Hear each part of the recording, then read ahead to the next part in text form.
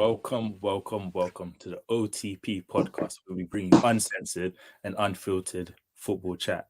I'm your host, O, joined by my co-host, Shinny, Mr. Y, and we've got Scorch back from the Armchair Gaffers. I got it right this time. I fucked it last time. I'm back. I've had my Weetabix. I'm ready. Let's go. How are you feeling, Scorch? Let's start with you. You know what? I was feeling good, man. But being honest, Chelsea kind of just dampened the mood, man. Chelsea just dampened. I had it all mapped out. I was gonna tell you, man. You know what? Yeah, it's like in the multiverse. Yeah, you know you got the multiverse. Yeah. So you see, Sol Campbell was like Tottenham's like best defender, looking like gonna be the greatest. Yeah, and then he went to Arsenal and helped change their trajectory a little bit. Like, it feels like Poch was like the multiverse version of that. Like, he was Tottenham's greatest manager, and then he's gone on to be Chelsea's worst manager. Like, it was feeling like just the flip side. But yeah, that's out the window now. So I just got to just hold the 3 points instead. That's good enough, though, man. How you feeling, Chinny and Mr. Y? Hey, bruv, I'm happy to be back because you, man, ran a 2-hour show without me the other day, bro. It was a good show, man. Bar man, this up. It was a good show. That man was just tap. I was listening like, yeah, all right, cool. I was like, yeah, like, you know what you said is. How you, Mr. Y? Bro, I'm good, bro. Good weekend. You know what I mean? 3 points, and then seeing a few of the ups and lose. Don't rub it in, right? Don't rub it in. Been interesting. Well, we'll get on to Liverpool anyways. But yeah, it's been an interesting weekend, man.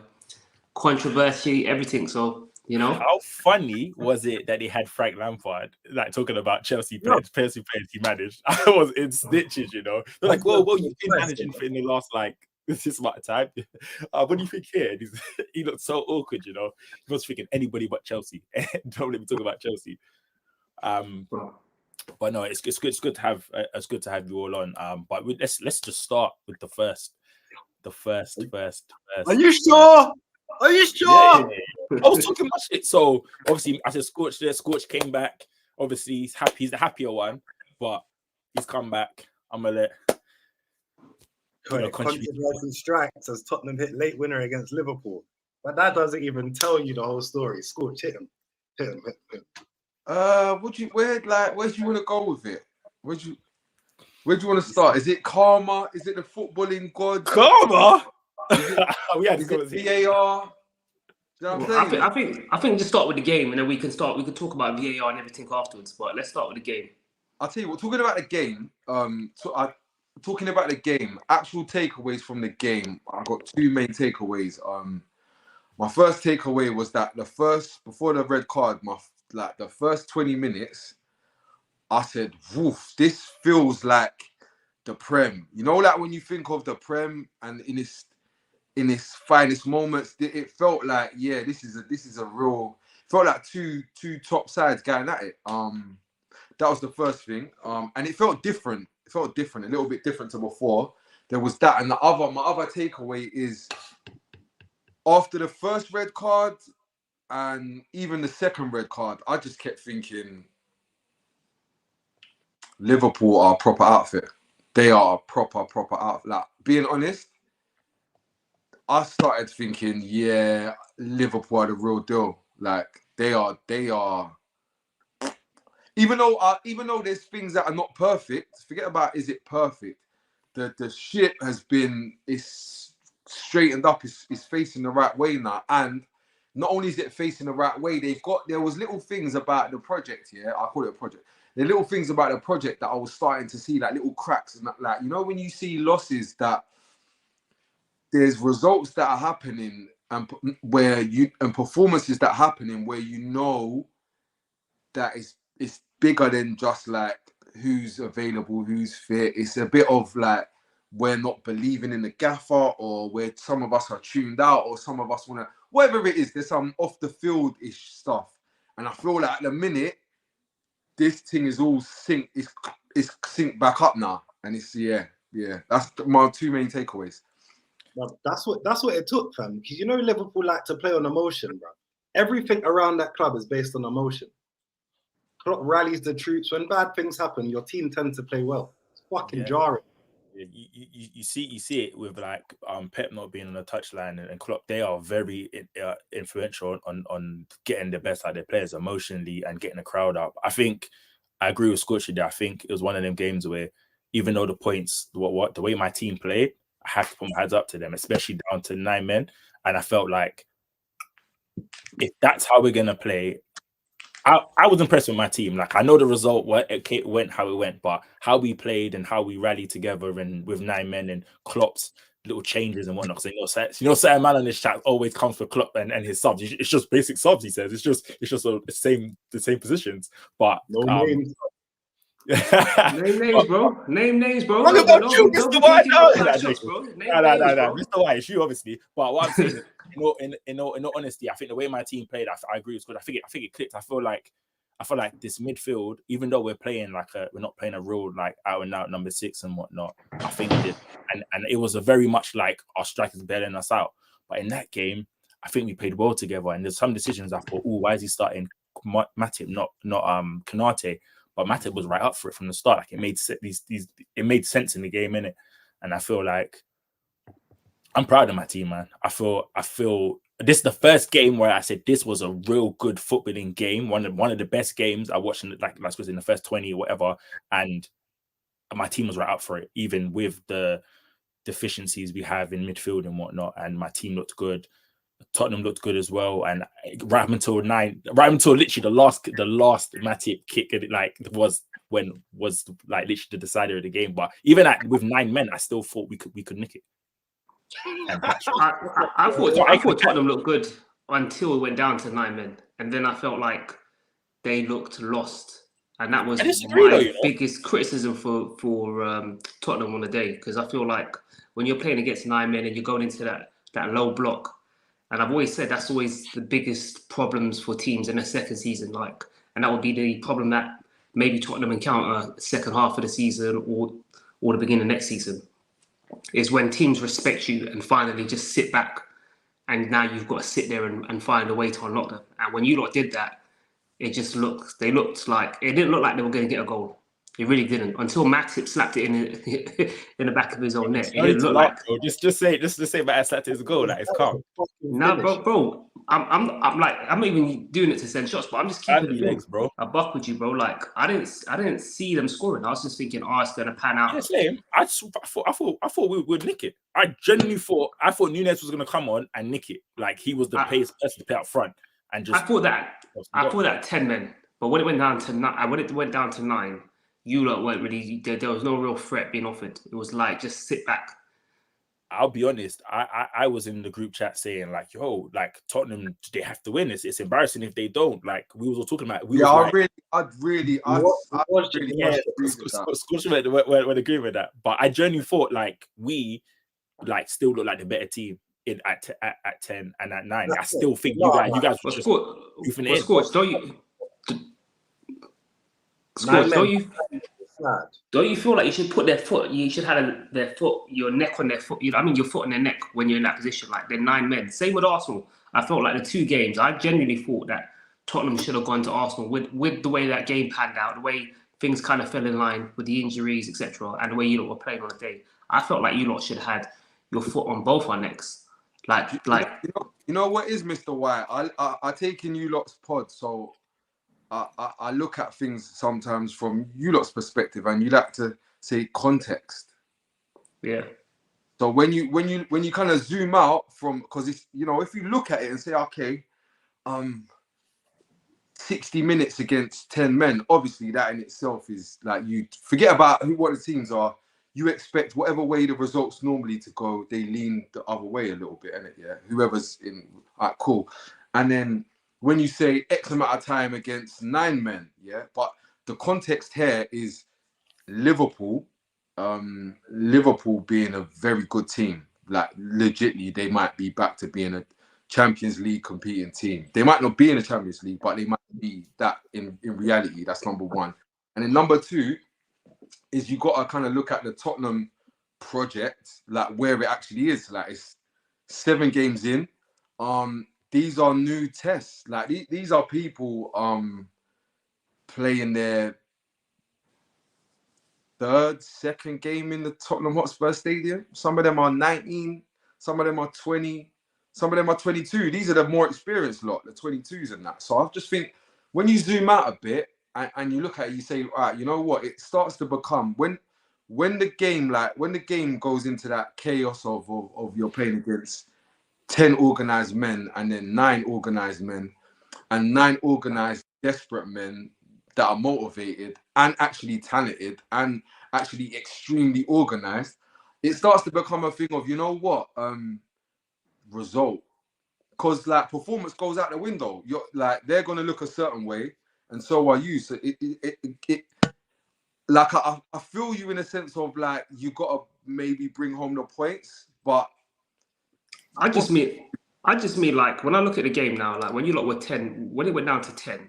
Like if you drew or they somehow sucker punched, I wouldn't have been as critical. But when it went down to 9, I just feel like that is when it's all about what you lot do with the ball. Because Liverpool ain't renowned for being a great defensive team. I'm not going to sit here and give them that kind of like that they have that resilience. For me, they shine in attack, and that's where kind of like the game was quite interesting because they were trying to hit you on the counter, like exploit open spaces, and you lot were trying to dominate the ball. So that was the intriguing part of the game. But obviously, when they retreated, it was just you lot with the ball, and it was all to do with how Tottenham, manipulated the ball, manoeuvred. I don't think it's realistic to think that the young team would have these kind of answers so early on into them becoming a team. You got geezers like Valise making his debut and that. He just got here from South America. You know what I'm saying? I just think the likelihood is when it gets to 10, 11 versus 9,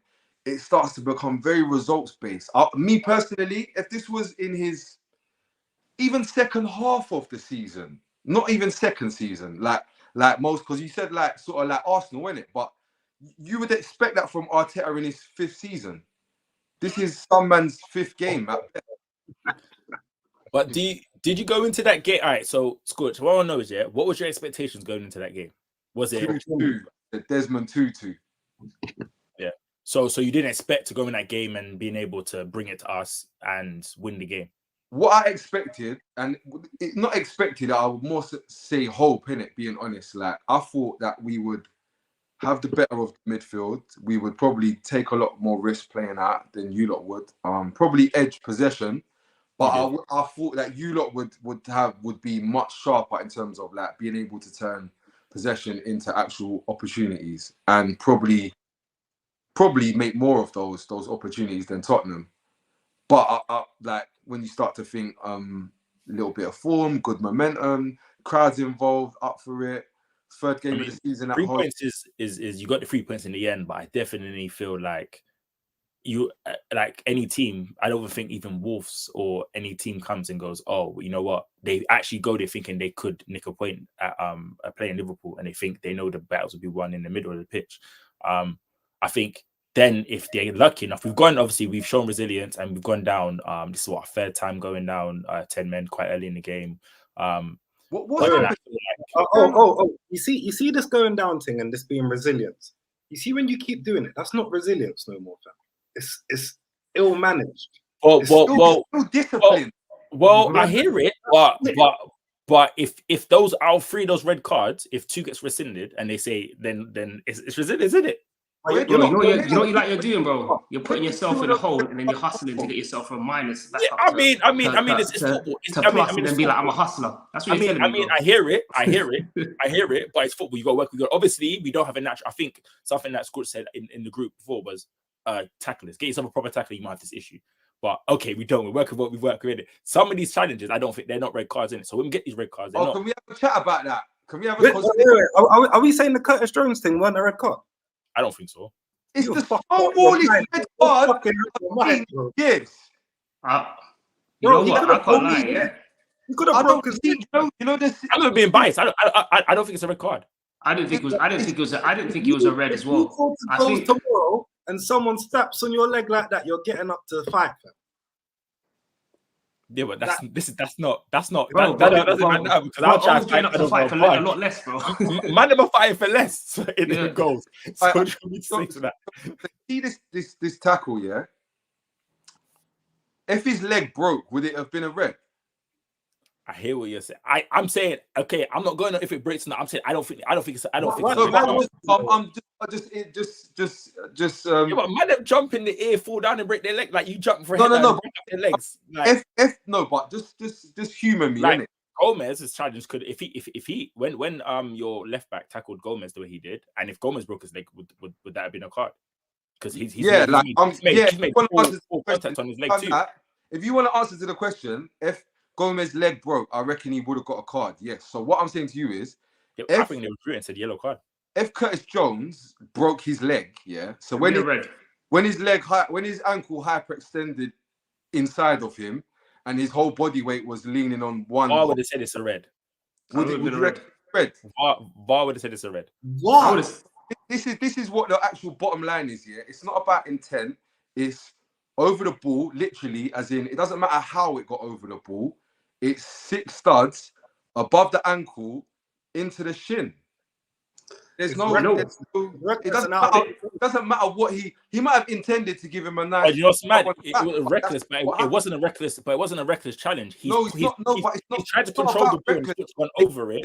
He slipped on the ball, but it's not reckless. He's lost control though. He's lost control.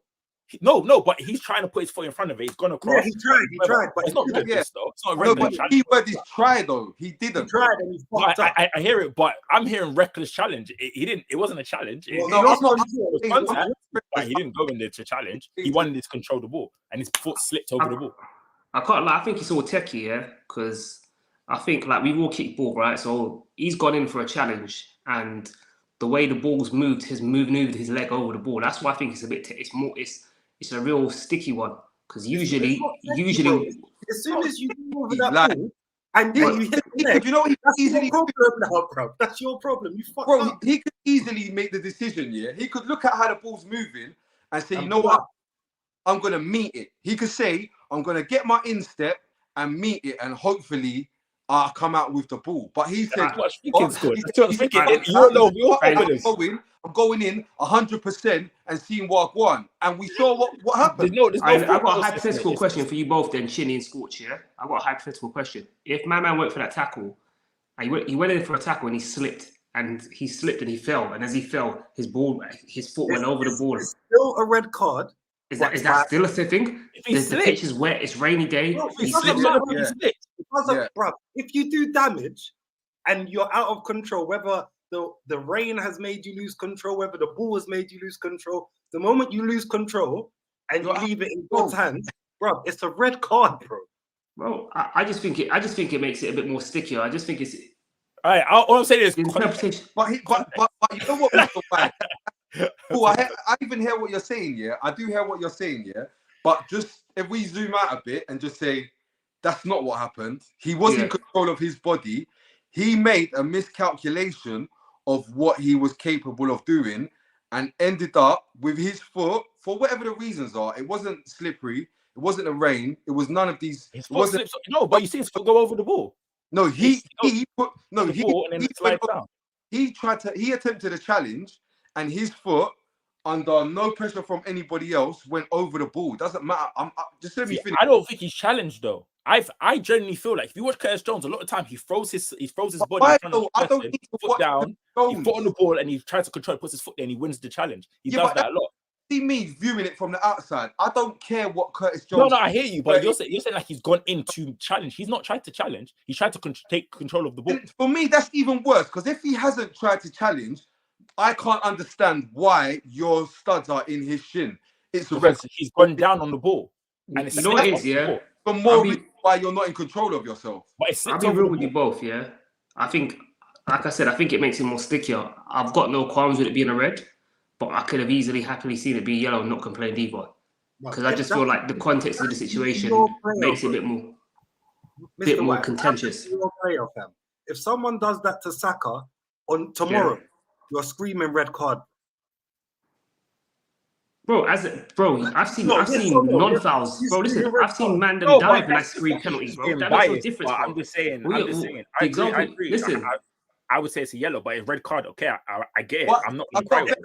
OJ, if that is a yellow challenge, yeah. Why is it a yellow? Why would it be a yellow? You asking me? No, I'm asking. Oh, just out of interest. How? Why yellow? Because for me personally, it's not a challenge. He's not going in for the challenge. His foot slipped on the ball as he's trying to take the ball down. He tried to take the ball. His foot's done that over the ball, and it's rolled over. What happened? I'm asking you. Why would you? That's why it's a yellow card. If you're the referee, he's not gone studs up. No, I'm asking you what he didn't do. The ball just left him like that. Yeah. If you're the ref, why would you give him a yellow card? That's what I'm saying. Why? When he says, "Oh, ref, that's not a foul," and you're gonna say, "Why are you gonna giving you yellow?" Because what's the reason? Because for me personally, because you've made contact, I can tell, I can see your foot's gone over the ball. But the reason why it's not a red is because the ball is what's pushed your foot over it. You've actually connected with the ball, and then your foot's done that. But you've lost control. So you see, if you attempted to do something, yeah, you attempted to make a clearance, whatever, yeah, and end up studs into the guy's head, yeah, total accident. You didn't see him, yeah. Geezers get red for that, I lie. If I've cleared the ball and then it's hit him and he's hit the head, and where's my foot? Head height, or has he gone down? Has he gone up? If you got to do something with your boot and your studs going to someone's face, sort of like Jota against Skip last season, but forget that. If your studs go into different though, because they're doing that. Yeah, but if you're I'm not bringing all of that into this. I'm saying if you're you have to think, because if you put your head down there and I've kicked it, that's not. I think we saw that with Diaby and John Terry years ago, and it wasn't a red. I think it was in the Carling. I think it was when it was the Carling Cup final when Diaby slapped John Terry's head. Are you looking how far you're going back? You're going into the I'm saying context. Hey. I'm real talk. I'm saying you know what? Do you know what? Wait, hold on. I watched Heung-min Son. Yeah. I watched Heung-min Son going for a 50-50, yeah, and the geezer kick him, yeah, and break his leg and get a red card. Nobody said anything. When Andre Gomez broke his leg, kicking Heung-min Son and falling on the floor, and he got a red, nobody said anything. So I don't understand how Curtis Jones can, of his own free will, make a tackle, misjudge his own tackle for whatever the reason. I don't care what he was trying to do, because that's not what he did. He can stamp into somebody's leg halfway up their shin and hyperextend their... You're calling a yellow for that, yeah? I've seen Xhaka get sent off for intent, not even actually clipping the man. Like, he doesn't even get the man, and he gets sent off for intent. So you're saying man can get sent off for intent? I've said, but just because that's happened, it doesn't mean it's right. Like, I've a lot of his yellow cards, I've been like, bro, he's got a target on his back, and that's all it is. But that don't mean that he got a yellow card. Like, I'm very much like, all right, he got a red card, let's move on. That was I think I need to go back and look at the letter of the law, because I think if there is that red card, the letter of the law they don't talk about intent. It actually talks about outcomes. And it actually, if it's outcome, if it does talk about outcome, then you guys are right. But if intent, also there is also intent that they look at sometimes. Red card gets rescinded, it's a whole different conversation. But you know what? Yeah, let's leave this one, because this ain't really. This is a bit of a controversial one. But let's go back one to which is black and white. Yeah, which is. Let's talk about Jota being an idiot. Hold on. No. Let's play it chronologically. There was no lines drawn. And that fuck up. Let's talk about that, yeah? Because that was a bad boy goal. It was well worked, and at the time, it was such an important goal, yeah, to score. Wow. Huh? The finish. Wow. Oh, yeah, bro. I'm saying, let my guy live, bro. But no one's arguing with Liverpool fans saying that it shouldn't have been a goal. No, we're talking about it. You know them man fuck up. But guess what? You lost one is being blown out of context because no one cares when it's not anyone else. Yeah. Last year when we done it at Brentford, you lot weren't fighting for us. So fuck you lot too, bro. Why the hell we be fighting for you? You know what though? Why are we fighting for you? But why are we fighting for you? Why are we fighting for you? You didn't get any loss. Nothing's gonna come from this. But I don't see why we're doing it. But all I'm saying is this is what's happening in the game. It was another vital. We're talking about. But you know what? Yeah. You know what the happen. difference is, though? And I was having this conversation with my Bridget earlier today, and I was saying to it, like, I've been hearing all these calls for a replay, yeah? And I was saying to you, the reason why I can hear why people are going mad is because you see the Arsenal one, when they didn't draw the lines, that was just incompetence. But these men there realised that the mistake, there was a misinterpretation. And they could have gone after 3-4 minutes, be like, yo, wait, hold on. Stop the game. We thought you were supposed to be, we thought that you had said it was a goal, and you haven't said it's a goal, bro. Right? So it's like you've knowingly known that the mistake has taken place due to a miscommunication or misinterpretation between the two of you. 7 seconds. In 7 seconds. No, they had time. It was 7 seconds. That's worse. So if we talk about like Liverpool's one, they done it real quick. They didn't try and challenge it. It was a miscommunication, all fucked up, whatever. When we talk about Arsenal's one, bro, they took ages watching it. Yeah, but you know the difference is though, bro, Chini. Like 5, 6, 7 minutes. But Chini, one is incompetence, yeah. So they don't realize they made a mistake till the end of the game, and then the others they realized midway in the game during the game. You know when you learn your job, yeah, and they're saying wrong. Knew the game. Yeah, that's what Bro, they had 7 seconds. 7 seconds. That's what makes it worse. The ball went out twice. In that moment, the ball went out twice. So they could have played. I remember when we played Tottenham.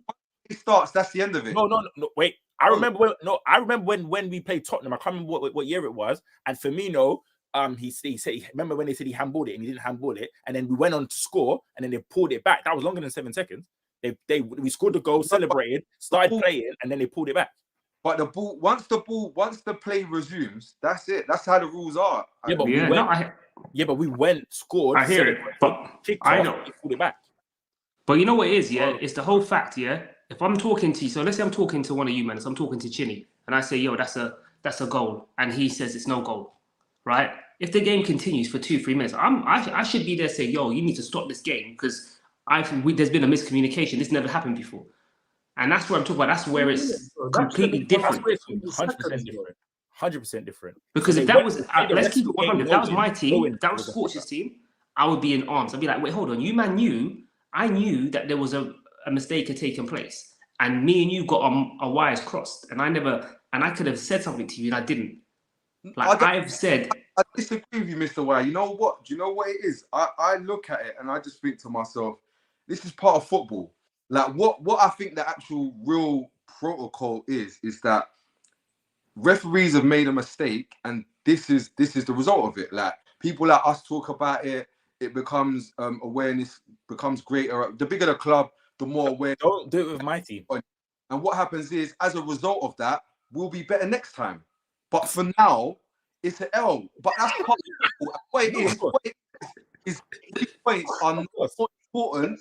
3 points are no more important to Liverpool than they are to Wolverhampton, who we all agree got bumped. And you know what? The thought of replaying Manchester United versus Wolves is ridiculous.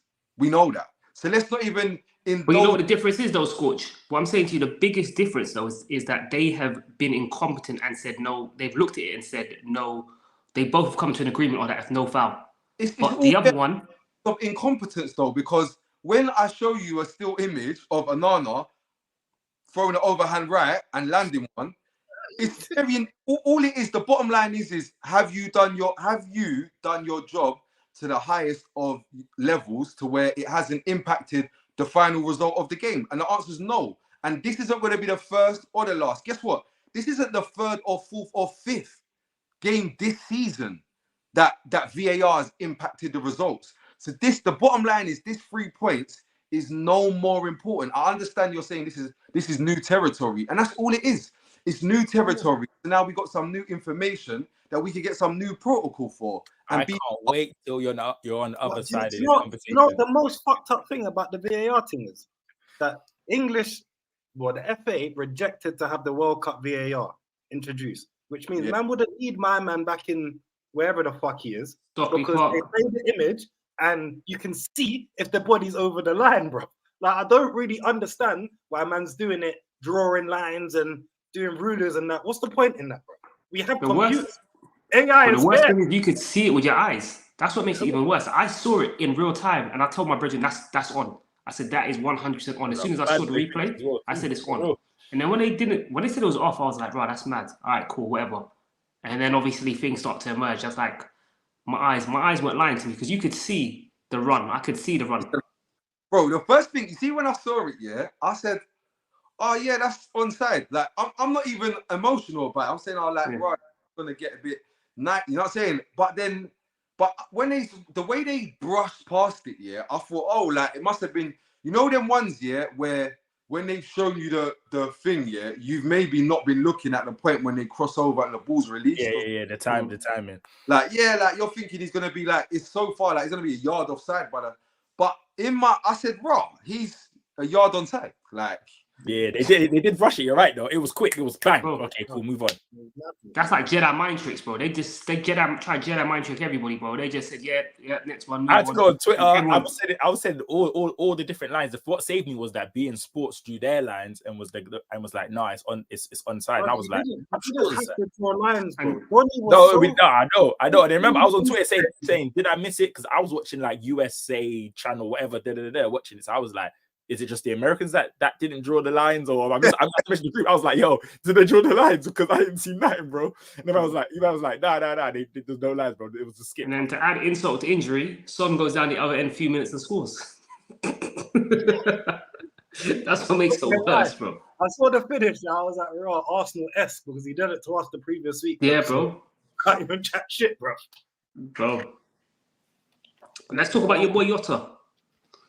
Yeah, you can't even defend this one. This one's an idiot thing still. First one's not a yellow card. Wait, first of all, let me. The first one is not a yellow card. But once you're on that yellow card, once you're on it, you have to use your fucking brain. Do you know? Can I say something though? So first year, I'll be honest. I was like, we're down to 10 men. Joe Gomez just bombed forward. And the first thing I said is, why is Joe Gomez bombing forward? You know, Jota's got 2 men around him. It was a dumb thing. Because he's not run like on the outside. He's run on the inside around him. So clearly, he shouldn't have made that run. He's got 2 men around him. And then he's turned and looked up and he's got no pass on. And then he's done something absolutely stupid. He just thought Jota Benito, and boom, tried to do something. Benito, then boom, he just side tackled it. Dumb. He's an absolute clown. That is silly. And he was fortunate as well because he could have got yellow card. I think before the first one, there was more of a yellow card challenge. Yeah.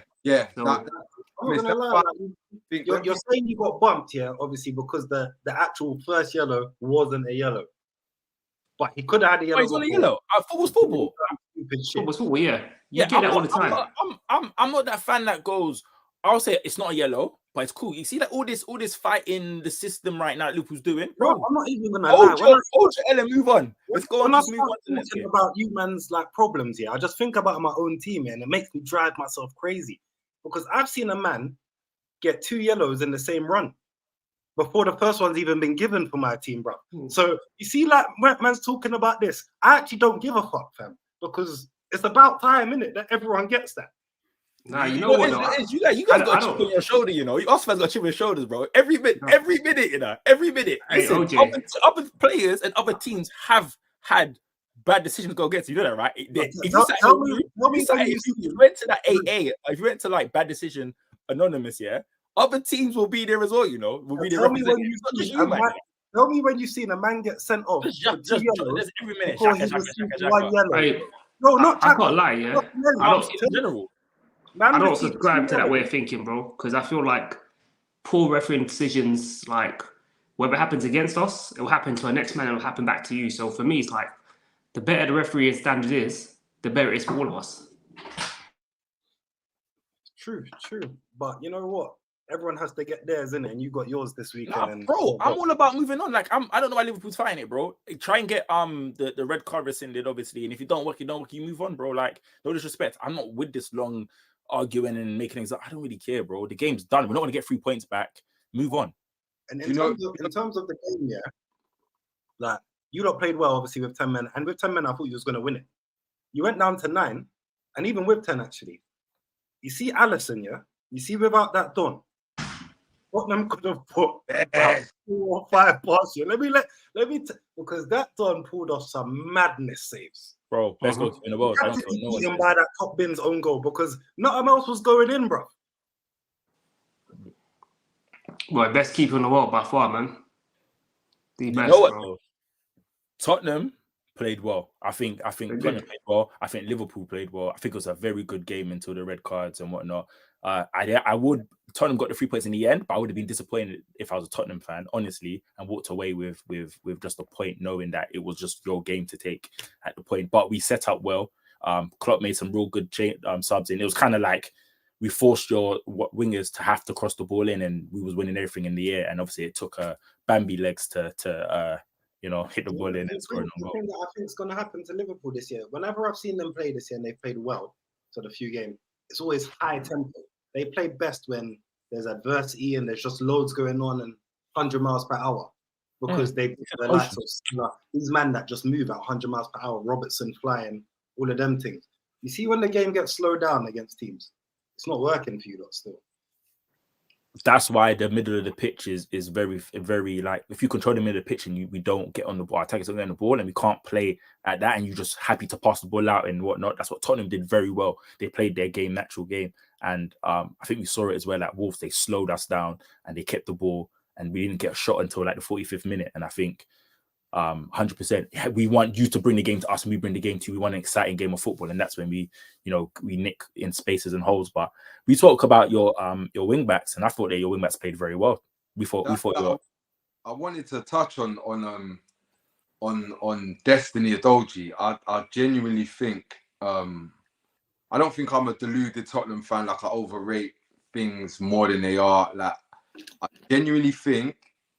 Like I thought it before this game. Like I thought this kid, he's got something going on. There's something a bit special going on there. And I think the Saka going to the Emirates and facing Saka was the kind of those are the kind of games that are the making of a young man. Do you know what I mean? Like Saka, when you buck Saka, especially at the Emirates in the North London derby, this is the kind of game that it's going to test you on all levels.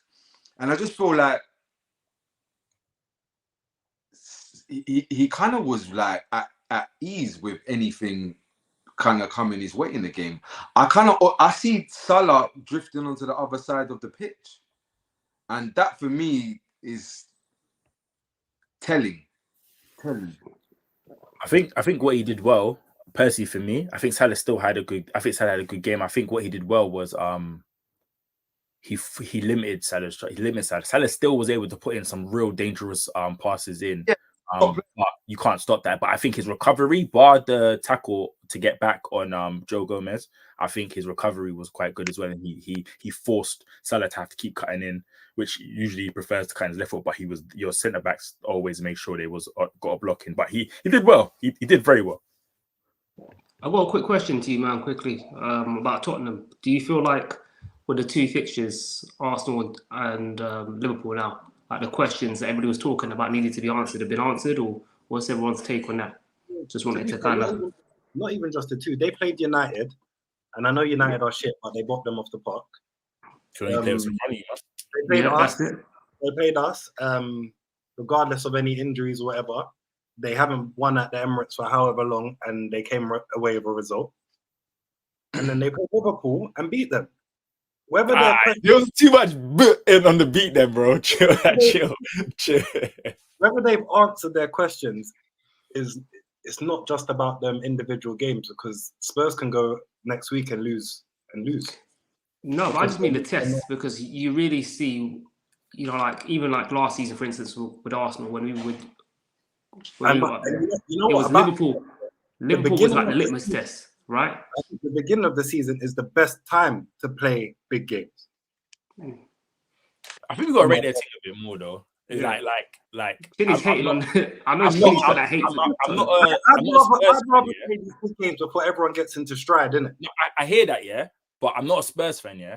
But these games, early or late in the season, they're not getting this much points out of these games. These are games that Tottenham fans are probably looking at and saying, okay, Emirates, Liverpool, no matter how they've won or whatnot, they've tucked in, they've done what done, they've got the points. I think they're a lot further. I think they're a lot further in there.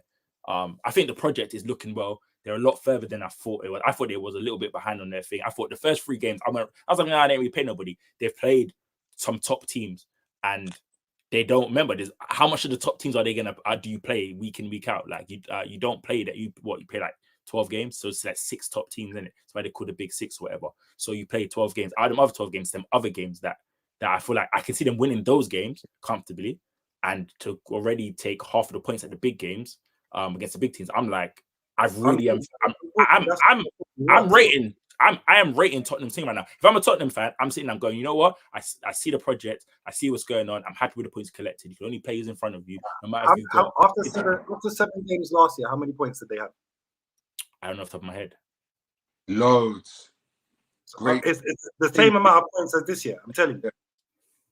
So the season don't work like that. I'm telling you, it don't work. I hear it, but you can't. Like, okay, they're football, and they've gone to these places, gone away from home and whatnot, and been brave. This is the thing. If we're talking about that, like, do they have an identity and stuff? Yeah, as in like that side. I'm rating the identity. Not like, I'm not saying Tottenham's gonna win the league or they're gonna whatever. I'm just saying they're quite far. They're quite good. They're in a good place right now. Where I'm rating their thing right now.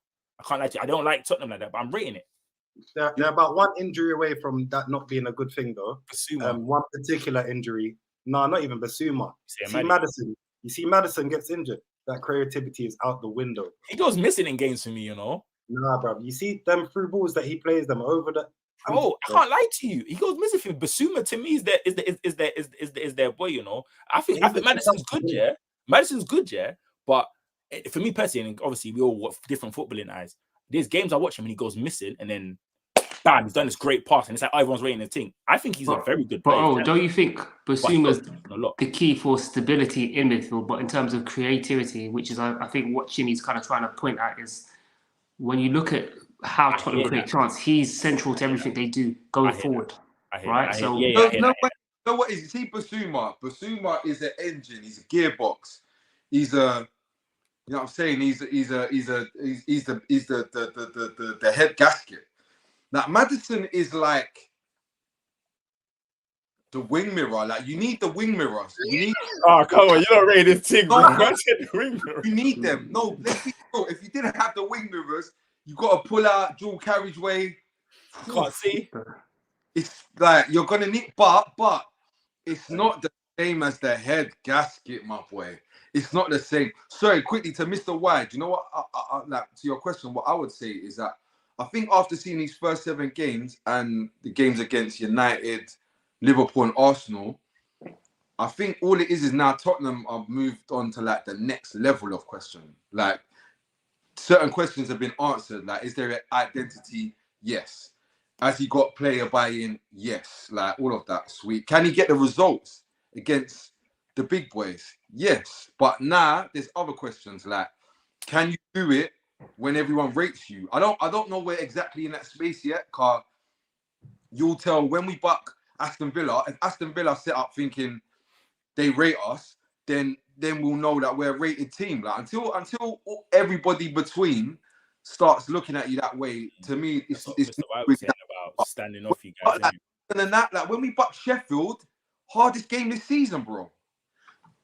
Yeah, but that's what I was trying to say. Like, and it's in those games where, as good of a Basuma is, and how integral he is to maybe controlling games, it's not where he gets you the points, because you could probably get away with a Højbjerg or someone not as good in that midfield, but you need probably your best forward players and your creative players to shine in those kind of games, because you're gonna dictate possession for most of it. Guess Maddison's worst game this season. Go on. Sheffield United. Because there's no space. There's no space in behind, bro. It's the number 10. It's the 10 dog. It's the box. It's the comb over. It's the cheeky chappy. It's the Instagram post. All of it. It's all pointing in. It's the armband. It's all these things. But the real reality of it is, I'm telling you guys, as a Tottenham fan, I like Maddison. I'm happy he's here. Worth the money. Not much. Like, we're going to need him. We do need him for the 38. But trust me, he's not. He's not the heart. Yeah, to be fair, yeah, after, like, just speaking on both clubs after that game, Liverpool, I'm not gonna lie. They hacked up. They had a good performance. They lost, but they had a good performance. But I'm not gonna lie to you. I can see Brighton turning around next week and coming back with something different because they got slapped. Yeah. I can't imagine the Zebra letting that run twice, fam. So eyes open for that one. Back-to-back losses as well, no? Huh? They're back-to-back losses. Yeah. And it could be triple losses because their next game. What? Europa. Who they lose back to back with? They lost in Europa. But Europa was a few weeks ago. No, that was a few weeks ago, innit? That was a few weeks ago. Yeah, it's not back to back losses. Yeah. I mean, it could be second team Brighton. Yeah. Look, he was like, wait, not my team. No.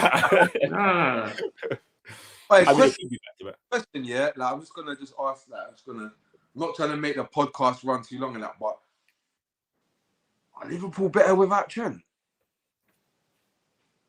Without who? Defensively, 100%. No. I didn't ask you, man, that about no. Are they better without Trent? Currently, yes. Yeah, right now, because the team is balanced. It's not hard balanced. to say, man.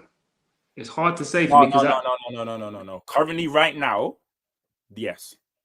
The balancing with Trent. I can't lie to you. He's not like, for example, if he plays, I don't think this inverted thing don't work. It worked at the end of last season. However, this season, it's not worked because there's been a lot, even more defensive questions because our defense is not that good. There's no. Do you know why he can't play the inverted? Because Klopp can't coach the inverted. Think that I can just say, "Raw, you're playing inverted. Come inside." No, you know what? Yes, bro. I agree with you. And you know what it is though? You know it is. We got lucky and we got some results. Like we was getting back-to-back results when we tried it. Now for me, he started next season, and it's not working. Bring him back in a 4. Joe Gomez is naturally a tackler. Obviously, we missed the great crosses and whatnot, but our front three are flying right now, where we can afford to miss a Trent who ain't really assisted that much. He got some assists, but nowhere near to when we was playing in the 4-3-3. So for me, for the defensive help and stability that we need, which is still not like up there, Gomez has to play. Gomez has been playing well. He got blocked up front, but still. You know what killed me about Trent? When I think it was for the Tottenham goal, and Trent tried going on a run and he lost the ball. And I think Gary Neville was like, "Oh no!" Like he's like he could preempt. He could preempt what was happening, and then all of a sudden it gets down to Porro. And obviously he whips that ball in and Matt slaps it home. And I was just like, typical Trent boy. That kid, yeah, by the way, Pedro Porro, yeah. Here we go. See me, I live in the real world. I'm a Tottenham fan, yeah, but I live in the real world.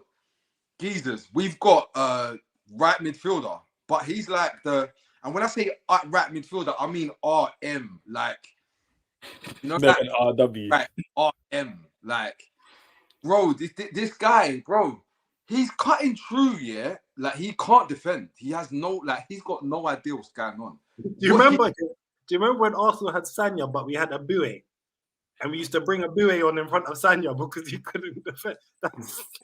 Bro, his tick is wild. Like he's cutting through. He's cut like he. Do you know what he's got going for him this season? He's got like mad desire. Like he's getting back. He's got heart. Like there's a lot of heart going on. A lot of paella is beating. And like, but yeah, that kid, yeah, he's. But I'm with it because it's a like what he gives, man, going the other way. It's not. Are you saying B-Tech Cancelo? No, that's far too much. I said B-Tech. I said not even a B-Tech, man. Not even foundation. You see that is off the post, bro. That comment is off the post. Hey, we said, bro. I'm just talking about, bro. Cancelo can't defend. I'm just talking about play. I'm not comparing them like for like. I'm just talking about both players are better go forward. They can't defend great, right? And they're better when you allow them to create and invert and do what they're doing. They play their game. Cancelo has some serious. But Poro's not a baller. You're not listening to what I'm saying. You don't think he's a baller? He's the whole point. He's not a baller, bro. He's not. Fair enough. He's got, bro. He's got a mad. What he's got is cold tech and cold range. That's it, really. Just tech and range and desire. Like, bro, he can't defend. But really, yeah, Liverpool. Like, this is the truth, yeah. Liverpool are in that weird scenario where you've built up the geezer, number 66. You've built him up, and you've made him part of your identity as a club. And it's difficult to face the reality of Wagwan. If you went and got a meaty right back, meaty Emerson Royale or something, you'd win more games. Oh, you're taking a piss. No, Emerson Royale. No, I'm being honest. I can't stand him, you know. I think I said Emerson Royale, bro. Bro, because you're not getting what I'm saying. You don't I need. hear what you're saying, but it's just the name you used as an example. Yeah, bro, I'm saying if you went and got you see like what you get out of Simicast on the left. If you went and got that on the right, I hear you. Title race. But no one wants to hear that. They want to talk about Trent in midfield. He's not a good midfielder. Hell no. The worst thing is though, I could see Trent shining for Pep.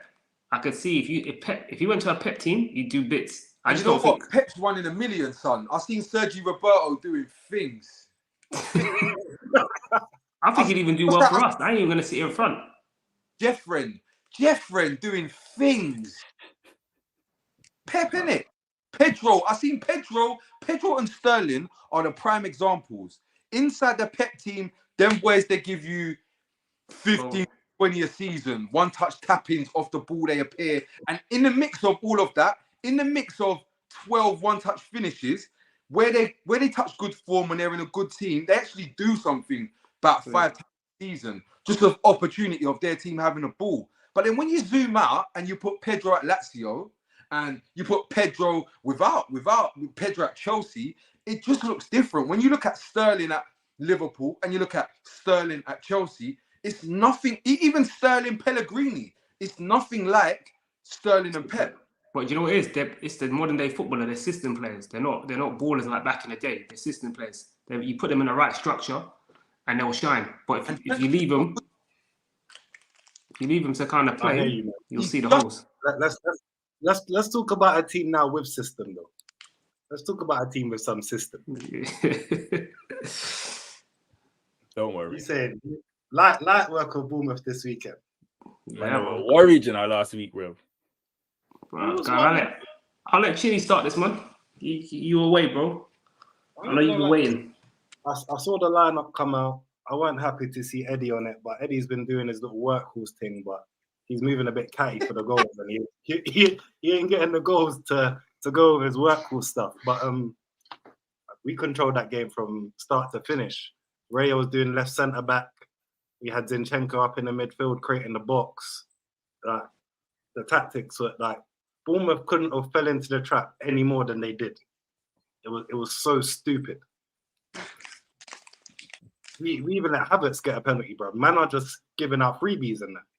Oh, that I can't lie, that was bothering me, you know. That when I heard it's like giving out, like even his celebration made me know. Look at you, know. Yeah, the celebration was waxed. No, I can't lie. Me, because he was like, oh yeah, because I know really they've given me this penalty to give me confidence, but I know that, so I'm not really feeling confident because I know. You got to allow Havertz, man. Havertz, I've been saying it for a while. Havertz is like somebody who's come from a battered home. You know what I'm trying to say to you? And they're broken, bro. And they need to be rebuilt slowly. They need some love. They need some care.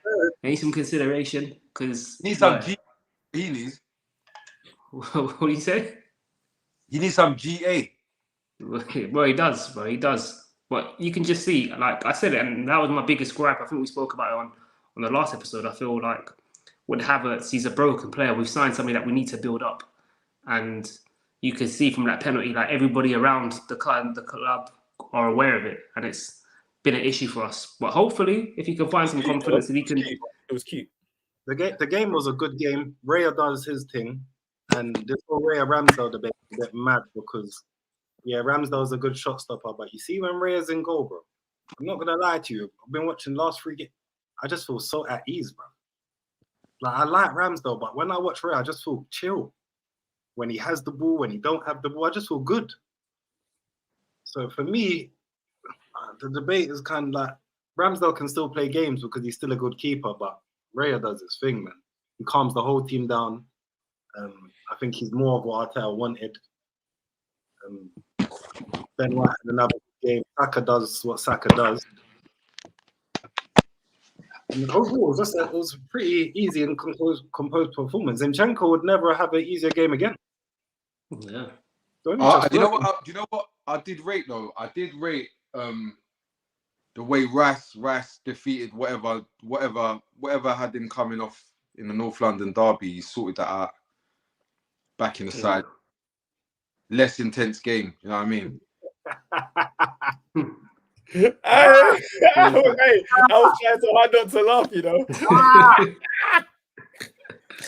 You know, I'm happy to see it. Nah, Bournemouth were they again. They're looking like a they looked like a championship squad there. They were awful. I think you guys came with a game plan, like you said, they fell right for it, and they just didn't know what to do. Didn't have a second gear. You know the maddest thing? The game plan was come and press our goalkeeper. Right? What stupidness! Like, it was our goalkeeper's gonna stand at left centre back, and he's gonna wait for you to press him, and then he's gonna pass it to the side, or he's gonna pass it through. So it was like, bruv, you know what? Don't press. It's very simple, bro. Don't press. Very confident Raya as well. But Chinny, don't you remember they got success with that against Liverpool? Do you remember? I think they took the ball off Alisson at one stage. I think they had a goal disallowed in the first few minutes against you. Oh, if I'm not mistaken, and then they scored another one where they won the ball back and won ahead. But Liverpool ain't In terms of, are you really trying to compare to Liverpool who have no defense and no CDM? No, but I'm just saying to you, sometimes you try the same tactics twice, isn't it? It's a difference. You're trying it against different. You watch the videos. You watch the videos, and you have a whole team that analyzes the game and see how people play. You say, "This is how we're going to set up this time against a different team." You don't set up the same way when you're a team like Bournemouth. You don't set up the same way. You that's what you got video analysis for. You go, okay, Arsenal. How is it hard for us to break us down? You go in two blocks and you defend for your life. And you make us break them down, bro. They gave us the space. They gave us the whole pitch. It's like it's madness. If you're not pressing as a team, you're not doing certain things. There was one point where I think they pressed like our back four, but then Odegaard sat, Declan Rice sat, and Raya just put one right into the middle of the pitch. And all of a sudden, there was like 6 Arsenal players against four defenders. I was thinking, how could happen? But you know what? Yeah, we say this about managers, but at the same time, if he's a philosophy manager, then let him run his team, innit? That's the whole team, right? I had to double check because I thought I was right. Yeah, like guys don't watch enough La Liga. Yeah, he comes from Rayo Vallecano, the home of delusion. They pressed. The home of delusion. Like they've had like that wall where they got the tarpaulin up or whatever it is, that they just got like a sheet just because they started the stadium like 12 years ago and said, you know what? Yeah. So now they just got the sheet with the rail sign, yeah. He comes from there and he's been dropped into a relegation battle, yeah. And I've realized he's on a mission. Sexy relegation. It's like Daesh, but in the multiverse. So there's all the things, high pressing, all the sick buzzwords on MNF. High pressing, energy, like possession play through the lines. Yards traveled. And then you're just gonna butt them in a relegation scrap at the end of the season. It's peak, bro. Bro.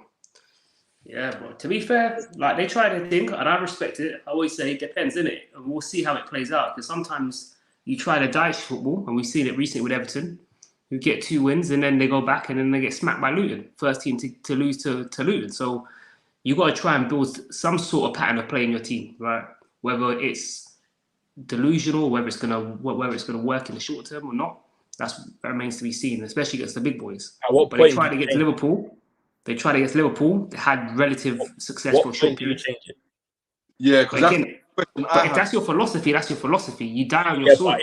So you're gonna just die on that hill. But this is the thing that we're criticizing Ten Hag about. You come as a manager and you go, say you go 7, say he goes and now they're really struggling. You're gonna sit that philosophy, because for me, a great manager will then try and find new ways to win. Philosophy is one thing, but if it's not working, at what point do you say? That's not a philosophy, bro. That's stupidity. You don't come and play football against Arsenal when you're Bournemouth, bro. What? That ain't philosophy. That's madness, bro. Bro, you gotta try, bro. You gotta.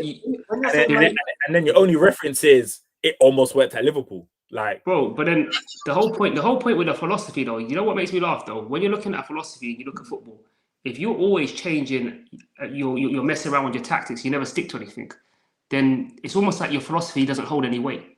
If I'm a type of person, 7 games, but and not it's not working. That's stupid. Or you don't. But you're at home. If there's going to be a game where it's not like he's come to the Emirates. Like, no, you're supposed to let try. me play Luton at home and I'll stick to my process. All of those teams I know I'm going to be finding around, cool. But when I'm going to a team that's trying to win the league, I'm going to change my tactics up a little bit. I might even go fight. I mean, I hear it, but to a certain, you have to understand and you're not that team, bro.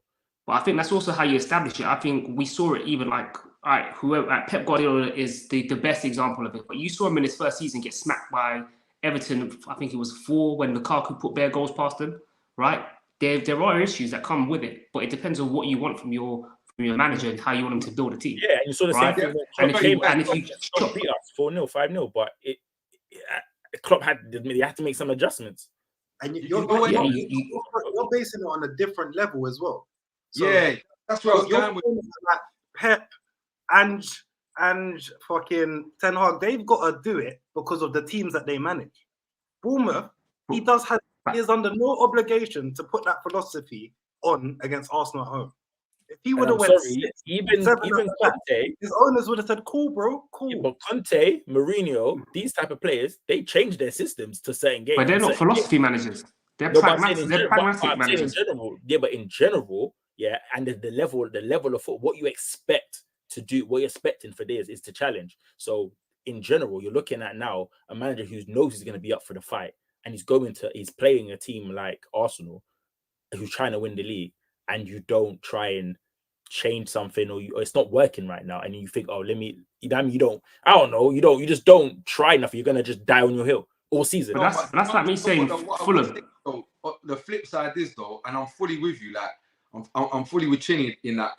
Like he's not obligated to style and philosophies. Like his like I hear all what are the goals for this? There's one on the board. See on the board the list of things.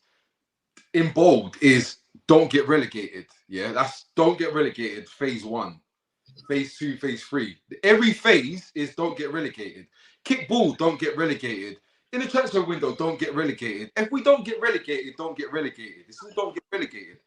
But though, believe what I would say is though, when on the flip side though, when you buck a team like Arsenal, on the other hand, at this point of the season, it could just be like you look at it like, you know what?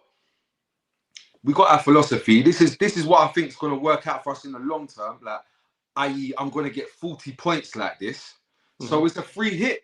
We might as well see what one. But though, when you get quained for, I'm going to need you to learn something. Getting quained for. It's not good for morale, guys. You know what I'm saying?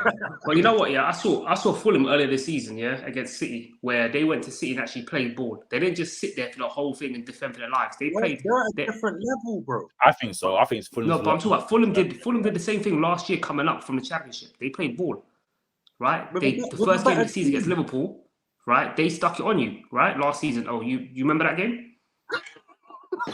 You remember that game? Why is every reference Liverpool, bro? Hey, do you know our club is in a crisis, right? Bro, I watch football, bro. I got it's all in here, bro. Bare teams, you know.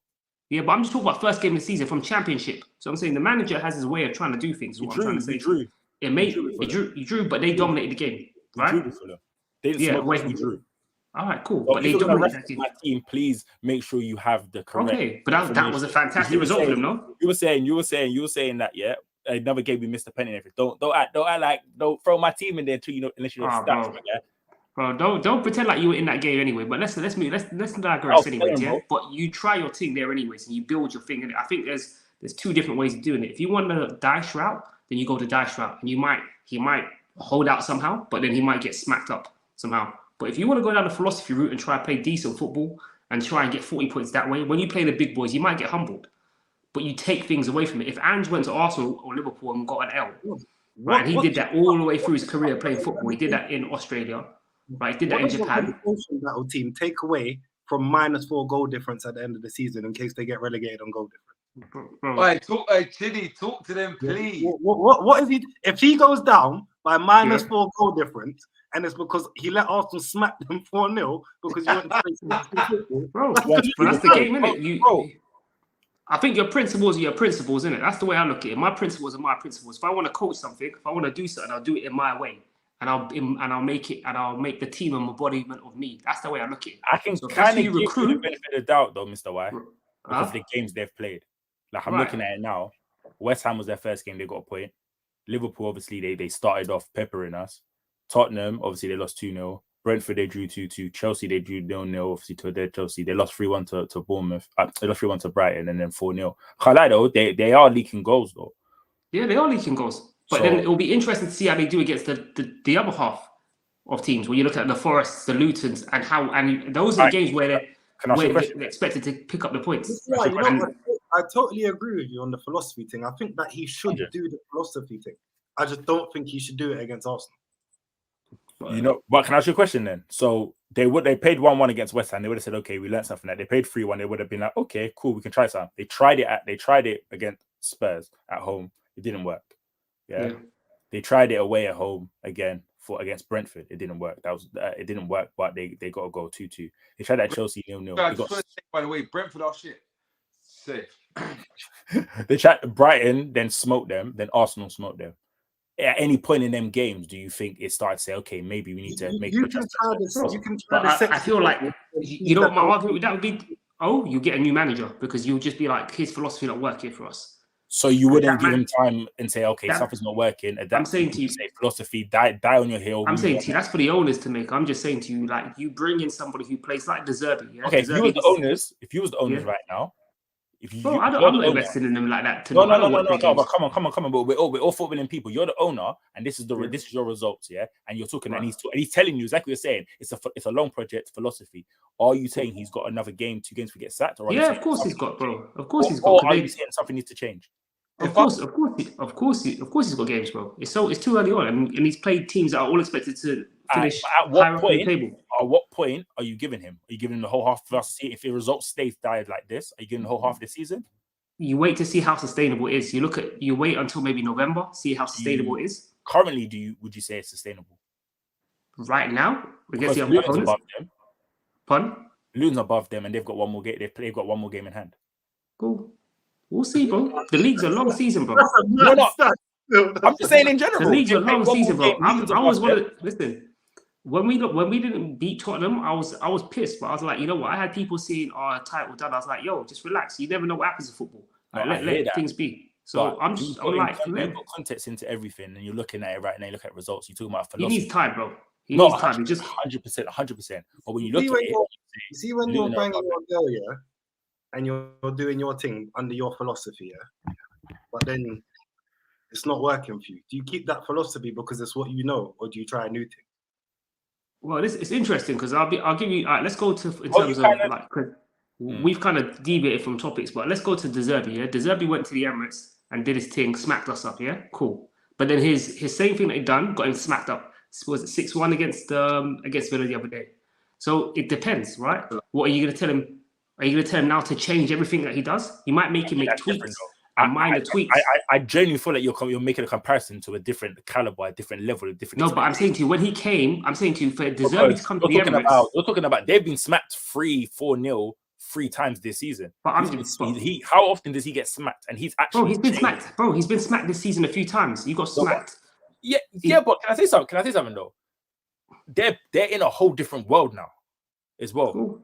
They're playing more games and all of that. So I expect to drop off. Okay, they're getting smacked, but there's a difference. You're talking about a man that came in, like Squid said. I'm saying to you, it's that you're comparing him. I feel like the comparison is like.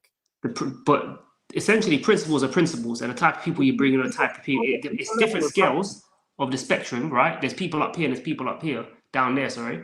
And at the end of the day, there's people in the middle. Yeah, there's people in the middle, but the reality is that if you're bringing in people of a certain way of thinking, regardless of what level they are, there is ways in which they operate. And if you're not happy with the way those people operate, right, and you want something completely different to that, then eventually you have to move on to somebody else, right? And if you want somebody who's more pragmatic, you bring in somebody like that. If you want somebody who's a bit of both, like a Poch, then you bring in a between them. Or are you just using it as an example? What you say? Are you comparing the two? Or are you using it? No, I'm just giving you examples. I'm not comparing the two. I'm just giving likeness of managers who are. So you've got like Pep Guardiola, who's like who's got one philosophy. Then you've got like a Poch who's in between. Then you've got a Mourinho or a Dyche or a Conte. You've got their own like pragmatic. They're currently sitting because Brighton are currently sitting. You know this thing about philosophy thing. So we're talking about like Pep's philosophy. What is his philosophy? He's got. What do you know? What Pep's done? Yeah, and this is what I rate. Yeah, he's gone so far through like every page of his philosophy. Yeah, that he's gone through the whole book, and now he's gone 4-4-2, little and large. Oi, 4-4-2, little and large. Guess what? Centre halves at fullback. Sam Allardyce. Don't tell me nothing. Sam Allardyce with wavy ballers. Don't tell me nothing, because like Mr. Y said, yeah, and this is true, yeah. Like philosophies, yeah. Irrespective, you have them on different levels, yeah. But in terms of like what you expect to come from them, it's the same thing. So if you get exceptional centre halves and put them as fullbacks, and exceptional centre halves and chuck them into midfield, like everybody said, Jose Mourinho was crazy when he used to put Sergio Ramos in midfield and Pepe in midfield. Different, I know, for different reasons, but in terms of what you're trying to get from it, it's a similar sort of joint.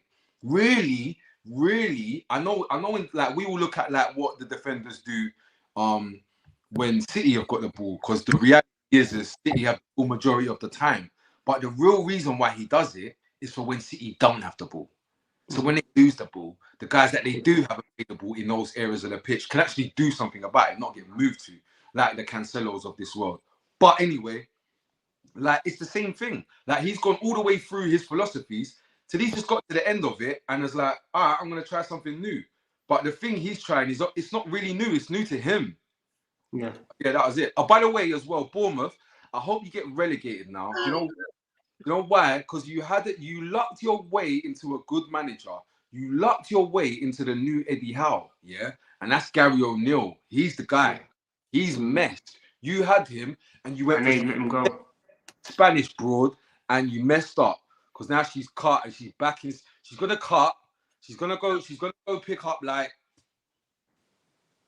the Las Palmas job, meaty, yeah. And you're gonna be stuck with nothing really popping, and you're gonna get like some neat like Farker or something like that, or one of these nerds, and you're gonna find yourself in the Championship. That's what's gonna happen, bros. And I just want it to happen sooner rather than later. No, man, the philosophy is gonna work. But we'll see, innit? I just think that's how I look at managers, and that's why I looked at Ten Hag. Yeah, I know we're going to talk about United, but that's why I looked at Ten Hag in that way. But let's go to quick thing on Arsenal, professional performance, just to round it up. You know what I mean? Saka again, you know what I I mean, contributing, right? Not probably his glittering best, right? Where you see him 8 contributions in 9 games. Yeah, bro. And for me, I mean, I've been seeing a lot of stats going around, yeah, and I feel like I hate stats because I watch football with my eyes. I feel like stats should always be something that you use to back up what you see. I'm not going to sit here and talk like Saka's been outstanding like he was last year. I'm not going to talk about him like that. However, I feel like regardless of him not finding his level, he's still contributing and finding a way to affect games, and that's a positive thing. Eddie starts. I feel like this is Eddie's level. This is the games where he can make some sort of difference. I feel like Tottenham games and whatnot are too. He can't hack that. That's not his game. He's not at that level. But yeah, my professional performance. Nice to see people coming back. Rice, Saka, and them. Gabriel and Saliba, Imperious made light work of everything. Rice was solid in the midfield, and you know what I mean. Like go get the business done. You see City drop points as well, which makes it even more sweeter, and makes Sunday's game even nicer. So yeah, man, we moved, man. Nice little win. Ben White as well. Odegaard. We did that charity. I mean, gave Havertz the little, here's a confidence booster, build yourself up, you know what I mean? I hope it goes the other way, you know. I can't lie. No. You fuck off. I'm not gonna lie, because Havertz best Don't worry, bro. I hope Ben Knight gets run at all season, bro, with no defense, bro. So we can see him just drop. That's my reality, bro. That's my reality right now. Has been against City in his first in the Community Shield when he's playing up front. Who? Havertz. Yeah. Chinny, please, man. You don't believe in Havertz, man. I believe, bro. I believe. You know what did I say? We get 12 goal contributions this year. 12 goals. Saka, this is the thing. This is why guys can't question Saka, because the kid's heart is so clean. He's giving away GA to guys. Guys that are actively getting in the way. Forget the penalty, yeah. This criminal Havertz, yeah, is getting directly in him and GA. Like them, man, they got their normal thing. They got their playing. Like Martinelli's more about the GA. Saka's more about playing good. You balance the two things out, they get GA. Yeah, they all get GA. Havertz is coming in. He's messing up the playing good, and he's messing up the GA. And now we got Declan Rice here, who's gonna show us how to. Yeah, and we're gonna see it through. When we didn't have to do that, because we didn't have to have this Havertz guy in here taking up man's GA and taking up man's good football. Peak, one last thing on Havertz, yeah. And you man know I'm not really a believer on Havertz, yeah. But I also feel like one thing that's happened this season is we're using him a lot more different to how we were using Xhaka. I feel like he's been used as almost like a second striker or someone who's there to create space. Don't get me wrong, he's still been poor for me. I'm not in any way trying to defend him, but I'm realising that he's not being used in build-up to create or to help us progress the ball further. He's just more of a body that's used to create space. And also he's good at winning the ball back high or trying to press up high. But I don't think he's been good. Huh? Jules, he's the best at Jules. He's good, but you know what though? I will say though. Let's we'll end it there and move on to the next subject, because I could cuss Hazard all day. I could cuss Kai Havertz all day, bro. But this one made me laugh. You know what, man? We hate talking about City on this pod because it's a bit boring, isn't it? But Pep spiced it up. Pre-game interview, shouting out the Korean guy and that came back to bite some pussy over. Good. You know what? I watched it.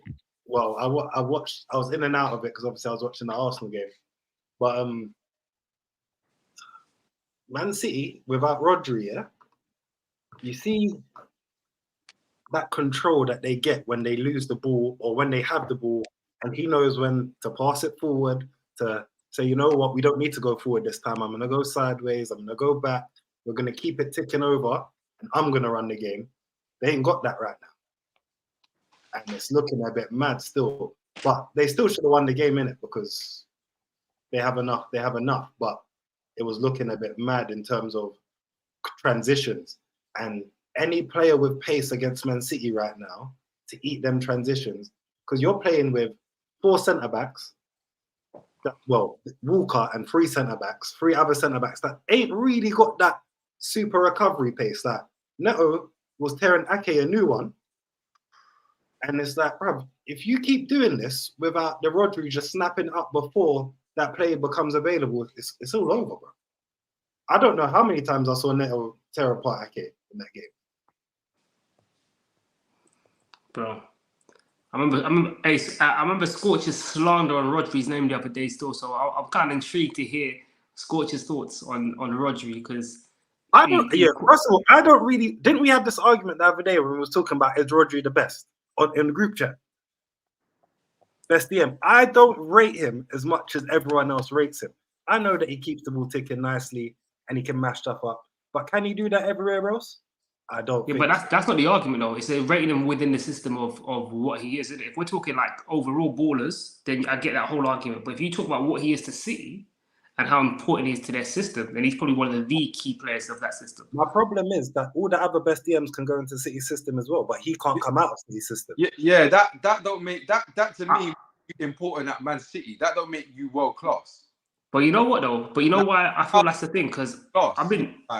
He's not. Listen, I've been getting onto Thomas Partey for a while, yeah, at Arsenal, yeah, right. And I used to compare him to Rodri just for one reason. I felt like Partey is by far the better player. He can do things that Rodri could only dream of with the ball. It's the way he can take a touch, take defenders out of the game, dribble, more powerful, more athletic. But the biggest issue with Partey is temperament in terms of like mindset. He can overdo the ball sometimes. He will do things that are not necessary because he feels like he's got more in his locker. He'll try and flip the ball over Declan Rice's head. He'll overcomplicate things. Whereas someone like Rodri, they play the game. They'll just do what's necessary. They won't do nothing fancy. That's because he's got De Bruyne that will do it. But I'm saying, but it's also what the game needs, though, because I'm saying to you, because it's also what the game dictates. Like he could do more, but he won't try and force it. He will just keep it simple. Sorry, that's where I jump. I'm not involved because everybody says that, and I don't see that. Like I don't see he can do more. I don't know he can do more. He's never done more. I see this guy. You know, I see this guy doing. I see this guy when he takes risks, he ends up fouling people a lot. That's what I see, me personally. I see that bare. But people don't talk about that. They only talk about he doesn't really make mistakes. Yeah, and he doesn't really try to. He's got, like Mr. Y said, he's got great temperament. He's got a great understanding and feel for the game in midfield, to be fair. But in terms of like nobody on God's green earth can convince me that Rodri is better than Rice. You can't. And even like when you compare Rice and Partey, I think, yeah, this is similar ballpark because guess what? They've come from the same place and been taught the same stuff. Like the exact same stuff. Like literally one replaced the other. That sort of thing. Like it's not like they're of a similar level. Like they're not. And for me, you cannot be world class if what you bring to the table is only effective in certain conditions. That's like the complete antithesis of world class. Like we all agree, like what Jude Bellingham is bringing. Not that I'm saying he's world class. We can slow down, but what Jude Bellingham is doing is making you comfortable. You drop him into like the North Pole or something, and he could probably get it popping with some penguins. Like he's gonna get it popping anywhere. He's giving you that feel. Any system, any tactics, he's gonna bring something to the table. And Rodri's just not that guy. He's not that guy. And what he does do isn't so lethal and so unique that you could imagine he could impose it anywhere. I don't see that. Like you could drop N'Golo Kante in anywhere. Woof. You need a bit of that. Like it's just that. And it's not like I'm saying like you might have a player that's unique and limited, like Sergio Busquets. Like he's extremely limited, but what he does is he's so exceptional at what he does. If you do have him and use him in any system, it's great. But if I dropped in like Rodri at West Ham, same results, bro. Yeah, but you know what it is? Again, I feel like, and I used to have this conversation about Granit Xhaka about at Arsenal. I used to say, when you've got certain players who've got certain deficiencies in the game, I think it's up to a coach or whoever to hide those deficiencies and play to their strengths, right? If a person ain't good at covering large spaces, I'm not going to ask you to cover large spaces. It makes no point. If you've got Mertesacker in the back four, you're not going to play with your defense right in the halfway line and have a striker like a Aubameyang or some rapid striker on this slow, gangly defender. Like it don't make no sense. So I get the whole argument about Rodri only works within certain systems, but within that system, and if you play him up there in the right system, he'll be up there in that system as one of the best. Yeah, no, I don't. And that's why I respect him for it. Like, and I feel like he's done his thing and established his thing to the point where, like, I think they've got 5 defeats, right, when he hasn't played. 5 defeats in 15 when he hasn't played. And it just shows you how integral he is, right? And again, like there are players out there that are better than him. Like I always say, Thomas Partey is head and shoulders a bit better than him as a ball player. John Stones is better than him at his actual job. Yeah, but if you ask my man to do what the game needs, he can't do that. He don't have that calmness about him. John Stones. Partey, no, I'm talking about going back to Partey as a baller, yeah? Partey continued. But for me, if you put Partey, if you give Pep Partey for City, he'll do the same thing. Bro, but how many times did Partey misplace key things in certain areas? Yeah, fuck around. Arteta's Arsenal, bro. We're not Pep But City. bro, but if you think about, bro, we've kicked ball. It don't matter who you're with, bro. If you make a mistake that's unforced, if I give you the ball and you do something, if I'm playing with men that are not as good as me, then I'm gonna do more. And if I fuck up while I'm doing more, bro, it's like George. It's like I'll give you an example. Now, it's like the whole Jorginho thing. Am I gonna turn around and blame the players around him for what Jorginho did? That's 100% on Jorginho. You can make us. You've got 4 or 5 options, And if you're a good ball player and you've got a good mindset, you know what to do with that ball. You don't have to fuck around with it. Yeah, but you can lay it off quickly, lay it off to make the right decisions in the game. That's what separates the best, from the good players. Right? Is they do what the game needs. Can I say though as well, like I'm not like a massive fan of this guy, but I feel like Man City though, these are the games where I think you're really seeing them miss KDB. Like, because shout out to Doku Max, everybody got excited, little black boy with skills. Calm down, guys. Calm down. Let the boy land. Let him understand. Let him learn. He's not that guy yet. Just relax. He's doing a lot of running around stuff. Like, but yeah, these are the games that KDB excels at because you're just not good enough.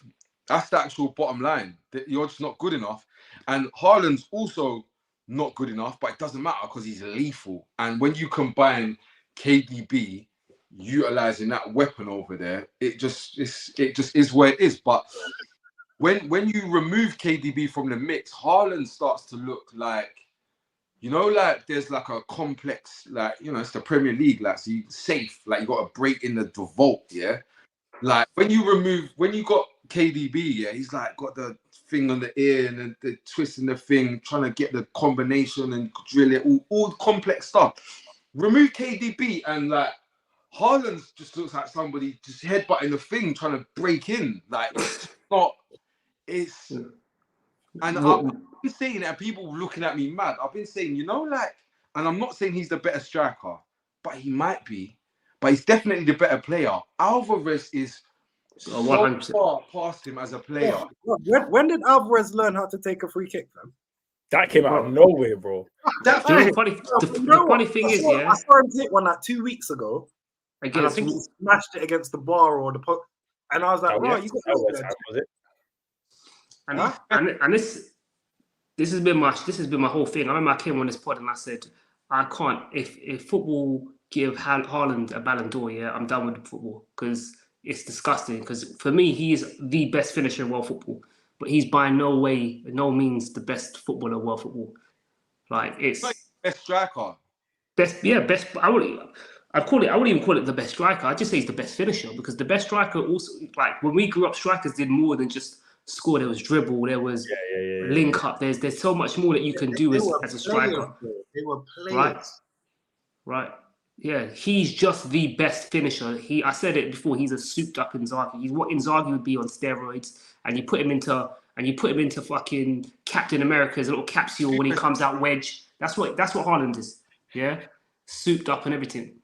But he's not They made him part of the Avengers and bro. That's exactly what he is, bro. But he's not in terms of like Ballon d'Or. Like, does he ever get you up of your seat? Does he do things? Can he change a game by himself? He's fully reliant on other people to do things. Like I've seen, we've grown up in an era. We've seen players like Ronaldo, Ronaldinho, Thierry Henry, Messi. All these players take charge of the game. No, you're one though. Here's a great example of somebody that maybe doesn't have the skills of some of them players you're talking about. Like Didier Drogba said, "Yo, you man, look, I messed up, but I got this in the Champions League final. Boof, let's go." You know what I'm saying? Like Haaland ain't got that. I know it looks good with the karate kick like thing, but it's not actually the same thing. You know the same thing. And before you move on, I just want to keep saying it, bro. Gary O'Neill is that guy. If you know about football, you know this guy is that guy. As soon as Pedro Neto has bucked him, he's looking like Pedro Neto again, fam. You know the maddest thing? I think on our first episode, when we spoke about who's going down here, we spoke about Wolves. And on the first episode and said, yeah, they're going. They've lost this man. And then on the second episode, I think me and Mr. Y looked at it and was like, I don't know. Performances were looking a bit. They were looking. Yeah, I was like, we were like, they're not going down. Bro. I was like, they're not going down. You stuck with it like Wolves are going down. I don't know if you feel the same now. Still. Yeah, we said, "Oh, I'm gonna down this hill. I'm gonna live by the hill, die that chicken." Nah. You know what? It's a long season, man. You know what? Give me the team play, the way they play and everything is amazing for the resources he's had, for what he's done, the pace he's lost. Great. It's a long season, you know. It's a Yeah, long but season. you can't use that rule for Wolves and not use it for Spurs. No, because Spurs being what's Wolves' last what's Wolves? Yeah, but just to put in perspective, yeah, they played United, got Onana thing, yeah. They played Brighton. Doesn't matter. They won against Brighton. I'm not talking about in game and whatnot. I'm talking about points. How much point? Yeah, but bro, I always say this: performances are more sustainable than points. Yeah, right? I'm with Mr. Y on that because because when I see something that's sustainable, I see something that they can keep doing. Like like for me, the part that's not sustainable is how they accumulate the goals. But in reality, if you're playing that well in a league with people who aren't playing that well and also have the same issues in front of goal.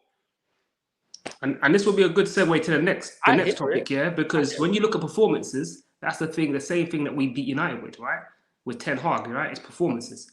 Like, even with the Burnley one, we're like, I came on here, I think I was the only one that came on here last episode and said, I think United will lose, right? And we'll drop points, I think I said. One of the two. A draw. Yeah, there you go. I was like, it's not sustainable. They're not going to win. They're not going to win that one again. And that's what it is. It's to do with performances. You can build something off performances, but if you keep scumbagging winners, you can't go a whole season of scumbagging wins. It don't work like that, bro. It can't happen, bro. Conte tried it last season, and you saw it, bro. Even when you lot got Champions League over us, I was just like, I was watching. I was like, bro, the way he keeps getting your shooters to just shoot, scumbag you wins out of like crazy chances, like them man, they would just do madness. And I was like, I was so baffled that year, bro. I was so baffled. Yeah, man. But yeah, man, shout out Alvarez. Got what was coming to him. Got a couple ballers, got a couple injuries, got Doku out there, and he could be dangerous on Sunday still, but I'm hoping they get a couple injuries midweek and we can roll. Yeah, you're a scumbag. Imagine if they say no serious injuries. Imagine if it's injuries. You don't care what. Career-threatening injuries, yeah. Well, let's talk about my favorite topic every fucking week, because these guys bring the pain, fam. They came to bring the pain. United in crisis, fam. There's no crisis. United are just shit. There's no crisis, bro. They're not in crisis. They've never been good to then come down into crisis. There's no crisis. They're not good. Do you know what? They've got a man on 400k a week, that don't know how to play his position. Yeah, it's cold. You understand how mad that is, fam? Yeah. Man were telling me that Rashford was Mbappe, bro. Man were telling me that Rashford can get 20 league goals. Donny. I think we need to have the same conversations about headless Rashford that we were having about Theo Walcott, what the media were having about Theo Walcott. Because I remember hearing from pundits, Theo Walcott ain't got no footballing brain. You don't know. Maybe it's because he came in too early. I used to hear all them things there. I think them same conversations used to be had with Rashford. Because that brother can't see nothing, bro. The guy plays like he's in a dark tunnel with no lights on and there's no one else in the room, bro. And he's just running, bro. You know what I mean? Sonic the Hedgehog. That's all he's doing. And he knows. And man's collecting coins, fam. Bro, that's it, bro. And he only knows to do the one move, bro, cut and shoot. He hasn't got no other weapons in his arsenal, bro. It's the same team. And I'll say it again, I would hate to be the striker and have Rashford play on my left. I can't lie to you. Bro. He ain't looking for me. He's on a solo man thing. Like, accolades, everything. They should have signed a goal hanger, bro. They should have signed a sniffer man. A sniffer man out. I don't think that would help him, bro. What's he sniffing, bro? The man's out for himself. Rashford's gonna shoot, and the striker's getting no play in it. So he just got to hang around for little rebounds, little blocks. He's got to be one of them. Hey, you gotta be some type of striker. Bro, the amount of shots that were going wide, Chili, bro. I felt, bro, what's he gonna do? Like stand by before the post and try and divert it in when he might as well Van Nistelrooy, bro. Just stay offside and just wait for Rashford to run. I think it's about young ballers, fam. I feel like they've been watching too much Ronaldinho, young ballers. That's not.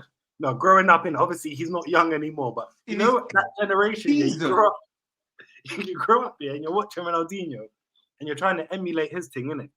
And you're like, right, he's a 10, he picks it up, he can do a little dribble, find the pass, do a long rip, like he can do all of this, innit? And you're thinking, yeah. But really and truly, Rashford, you got one thing, bro, run in behind and try and score, fam.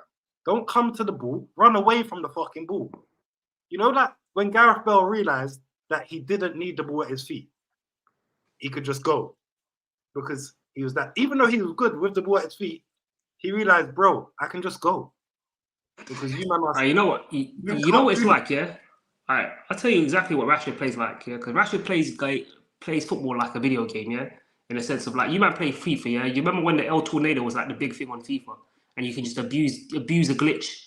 My man will just continue abusing his glitch, which is cut and shoot. He won't learn to play the game. He won't learn anything else. He'll just do the glitch. Then the new one comes out and then he's scratching his head of what to do. Like, oh shit, I'm kind of lost here. Like, that's what Rashford does, bro. He just abuses game mechanics. The league.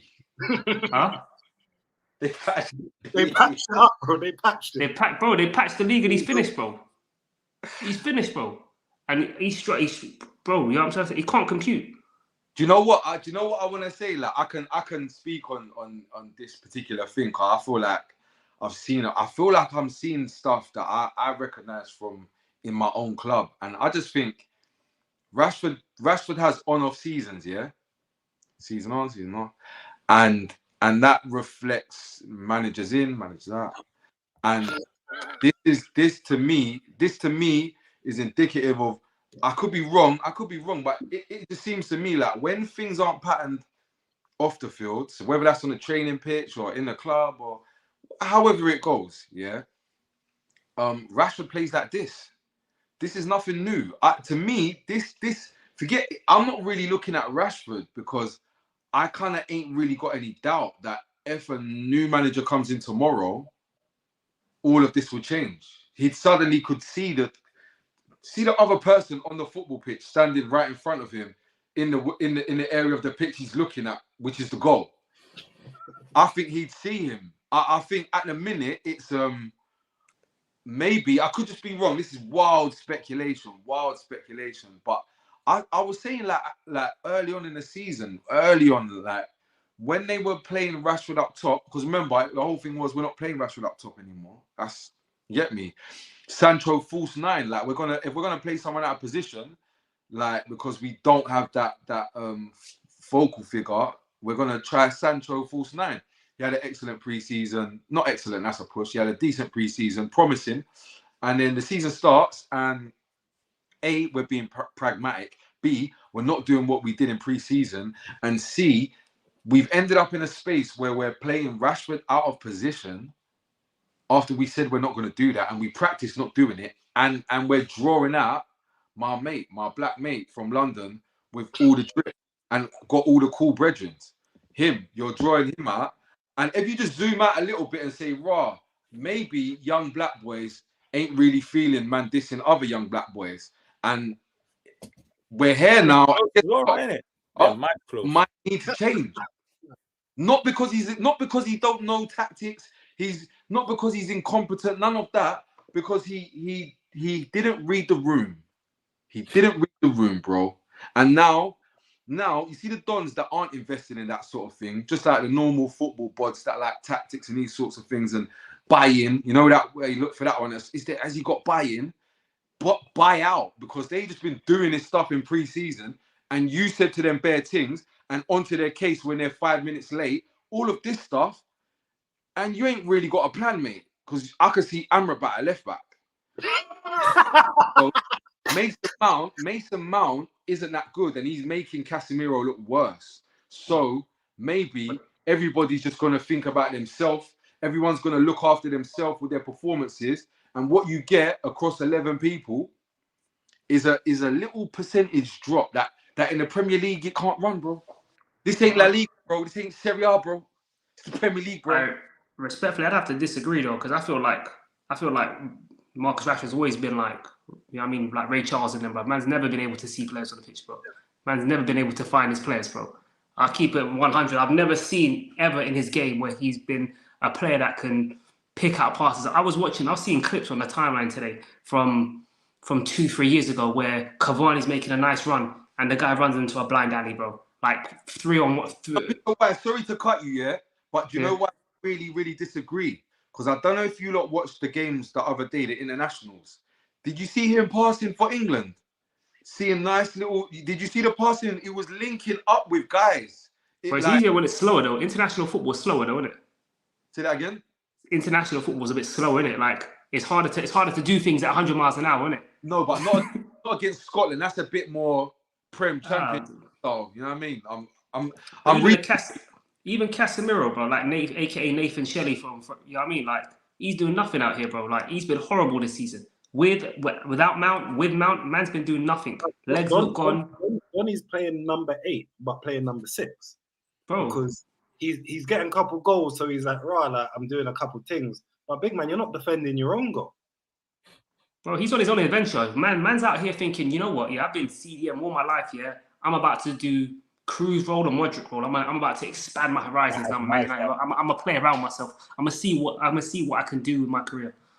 It's not that, man. And boy, I feel like word to Wycliffe. I feel like Ten Hag will be gone by November, boy. You know what I mean? So that's the way it's looking at the minute, boy. It's not looking good. You know what? We're dashing all the blame at Rashford, yeah. Obviously, because he's on 400. It's all ETH. But bro, Ten Hag's got Palestri at right. Who the fuck is he, bro? Before the Bayern Munich game, yeah, my man said, yeah, that you know what? Palestri's got the energy. He's got the pace up and down. Alphonso Davies, he can't fucking defend, did it, bro? I don't know what he was thinking in that game. Nah, he fucked up. He had a howler still. Man said he's not that good, bro. Bro, when has Palestri ever ripped a man? Who is he? And you know what?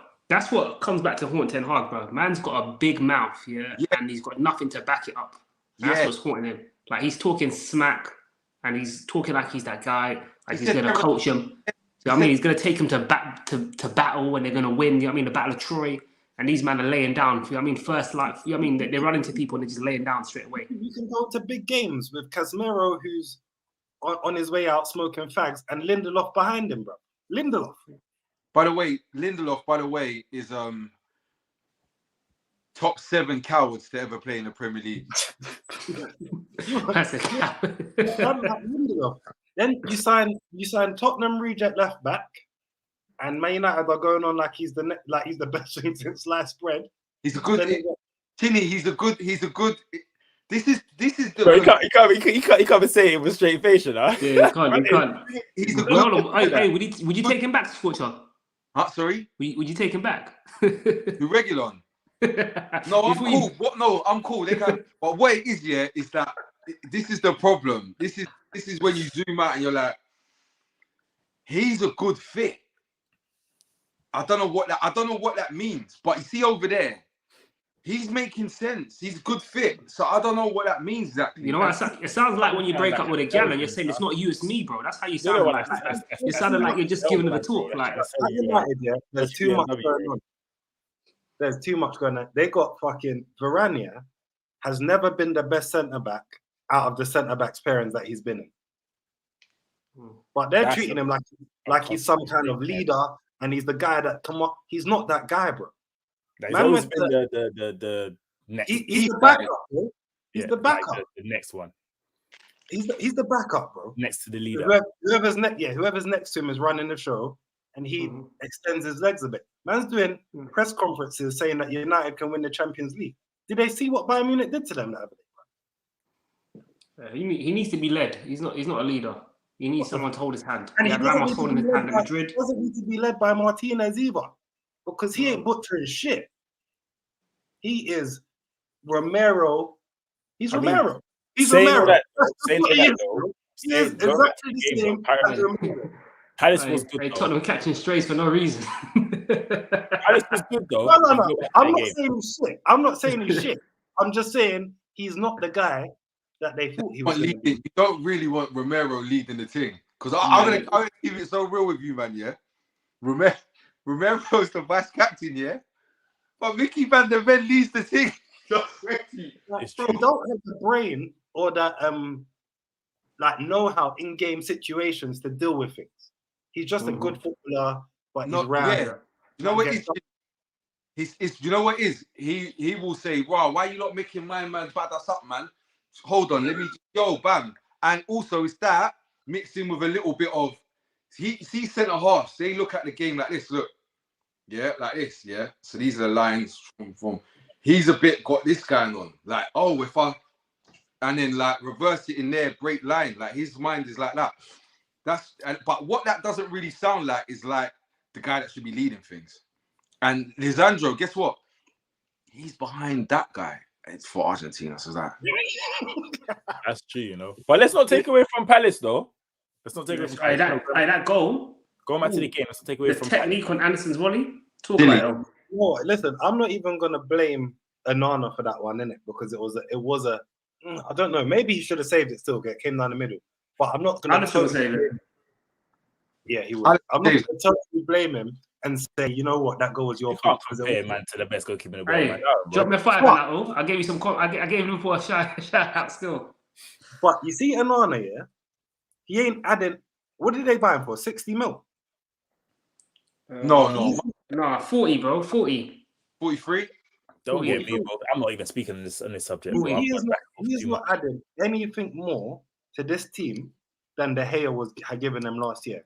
Because just because he can play from the back does not mean you have someone to play out to. So why the fuck are you playing out from the back? I like that. I see Who where am I you. giving it to, bro? I had this conversation week after week. I'm gonna go back and forth, bro. Mr. Why you said that he's one of the best goalkeepers at playing out from the back, and that's fine. But guess what? If I give it to Lindelof, that ball's coming straight back. But that's not reflective. But then again, do you not think that's reflective of the situation he's in as opposed to the player? Yeah, I'm not to do with him. But it's no different to having. You might as well have De Gea because you're still. Yeah, but I'm saying to you, like, for me, this all goes on Man United and the manager and whoever does recruitment. Because the reality is, if you sign an Onana and you bring him in to play build-up football, you want players around him that he can pass to and players to get into the right positions. And now, if he's passing to a player and it always comes back to it, what are we going to do? You're gonna slap it at a keeper. You don't sign an Onana to be a shotstopper. All right, but you might as well sign a Nick Pope. Varane can receive the ball, and we know he Varane signed Varane can't play. Varane can't play from no. He can receive the ball. He can receive the ball. Like, it's simple. No, he can't. His body position is horrible. Varane can't play ball. I didn't say he can play ball. He can receive the ball. Everyone can receive the ball. My thing is, they've then signed the Butcher, so they should be able to. Yeah, but the Butcher's been out for a few. He's been out. Yeah, but even when he was playing with him, it didn't make no difference. Lisandro can play ball, and he can receive it on a half turn. He can pop it back. He can open out. He can do different things where he's kind of a bit press resistant. Varane is not press resistant still. 100%. But by the way, you know when Lisandro plays, yeah, you see when they're getting moved to, Lisandro's actually the one that does his best. He kind of gets it popping from centre half. Yeah. Like he's punching it in, like. But But that's exactly what I was saying. Like I feel like when you look at United's team and just their starting 11, you look at Luke Shaw not comfortable on the ball, Wan-Bissaka not comfortable on the ball, Varane not comfortable on the ball, Casemiro's not a lone six to take the ball from the keeper and progress the ball. He was a guy that was playing in a double pivot, always gave to. He had Modric and Cruz always holding his hand. So for me, it's like you bought a player. It's like I look at it as the same way. Chinny, you'll know this, yeah, as an Arsenal fan. Do you remember we had Giroud? Yeah, and we used to keep Giroud on, and then we never used to cross the ball, and then we take him off, we bring on a short striker, and then we start pumping balls into the box. That's the exact logic of it. Yeah, you're not using the man correctly, and then you want to sit there and blame him. If they didn't have the players to play that style of football, do you think they should have invested in other areas over 100%? Well, we don't. How much was 100%, bro. But at the same time, 70 mil on a 30-year-old Casemiro, when the next season you know that Rice is going to be available. That is stupid. That's the problem with United. That's the massive problem with United because we all thought, think about it, like we all thought they were going to do an Ajax team and try to play possession-based football. So if that's logically at the beginning of the season, we all said they're probably going to try a team like that. So you sign him, Onana, you're like, okay, that fits with that. He's good at that job, but everything else doesn't fit in with that type of football. So it's almost pointless. The signing not make no sense now. If you brought in bare, you know why I hear it and I don't hear it. All things come back to Ten Hag for me. Yeah, mate. You've picked most of these players to keep and bought loads of them and are incapable of coaching that style of football here. So don't really want to. I don't understand anything anyone's talking about because all of these guys are here because you want them. Like we're not seeing Maguire on the pitch. Like we're talking about him playing Casemiro. Like that's your choice, my bro. Like this is your guy. Like this is not some guy you didn't want.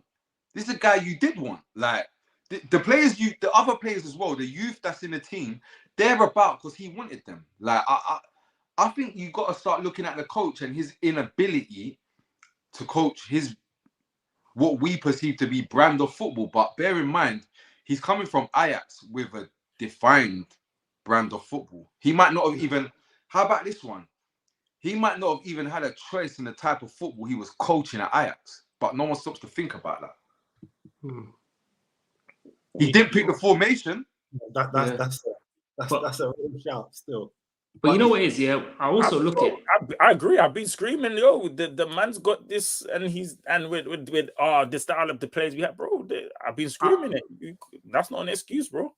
I think it goes with Bruno Fernandes in midfield. Do you know how wild that is? You took Bruno. You know Fernandes, what? Yeah, when you seven aside, yeah, he couldn't play.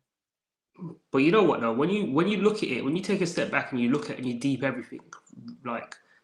As just a football fan, forget as a United thing, I don't really care for them like that. But as an Arsenal fan, but when I take a step back and I look at it, I'm like, if you look at who they wanted and who the club have gone out about signed as well, and not really spending the money as they should have, and we've seen all these conflicts emerging now in reports about Ten Hag wanting certain players, them not wanting the players that he wants, etc., etc., etc. He was somebody that the whole summer they were chasing Frankie de Jong, who fits in. We can all agree would fit in with possession-based football. They then turn around and all of a sudden, who, in my opinion, I probably think from the outside looking, I don't think Casemiro was Ten Hag saying that's who I wanted as my number one player or was a player to play my brand of football.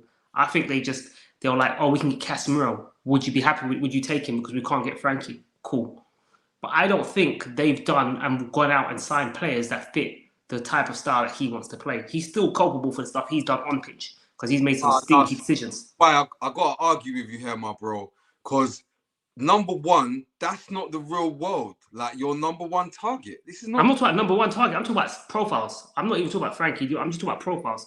I don't think even still, like whether or not, like I can't hear it as well because you're literally signing your old players with a markup on them because they know that they're your role players and you're a sucker that's going to spend more because you're at United. So there's a common theme with all the players apart from like Casemiro, who's an exception in his own right. Like his trophy hall speaks for himself. But the rest of them, we all know the common theme. It's Eredivisie, it's Ajax, it's one thing about Ten Hag. My biggest thing is I think, everyone talks about like certain managers. Some say about Arteta like don't want to manage big egos. Big players. Ten Hag can't manage big players, bro. No, I agree, bro. He doesn't know how to deal with personality, and there's too much personality in that team still. So, I say it's too much sauce, too much drip, too much personality. Too much. He's just to clarify in the Man United thing, yeah, I'm not even expecting him to get all his first choice options. I think it's a combination of both. I think he's done a stinky job. I think some of his recruitment's been horrible, but I also feel like they signed players that don't make no sense in the philosophy. That makes zero sense. And I've criticised my own club when they do that kind of stuff. And I can outwardly look at it and I'd be like, why would you not go out and spend money on Casemiro who doesn't fit what the manager would be wanting to play? But But I'd also criticise him for signing Anthony, because Anthony's a dud. But Casemiro, no one could tell me that Casemiro ain't his choice. Like, he is your choice. You know how I know he's your choice? Yeah? Because you could have got Rabiot on a free. And you don't listen to other people, and a person that spends 90 M's on Anthony don't get forced to Casemiro. It don't go like that. You're clearly in control of what's going on here, bro. That's true. Fair enough. Your ideal target, which was Frankie de Jong, who I do think actually would work really well within this system, he doesn't want to come. Yeah. That's life. That's how it goes, my bro. You got to deal with it. Like, you can't tell me that he didn't want, and also, you can't tell me stuff like he didn't want Mason Mount. You know why? He won't Mason Mount. Oh, he won't. Yeah, and stuff like this are the key issues in your squad, and that's your decision making, my bro. Yeah, definitely. I mean, I think the club also messed up because I think they went Rabiot and they went Arnautovic, and then there was like them two names got idiots. Them two names got mentioned, and everybody lost their minds.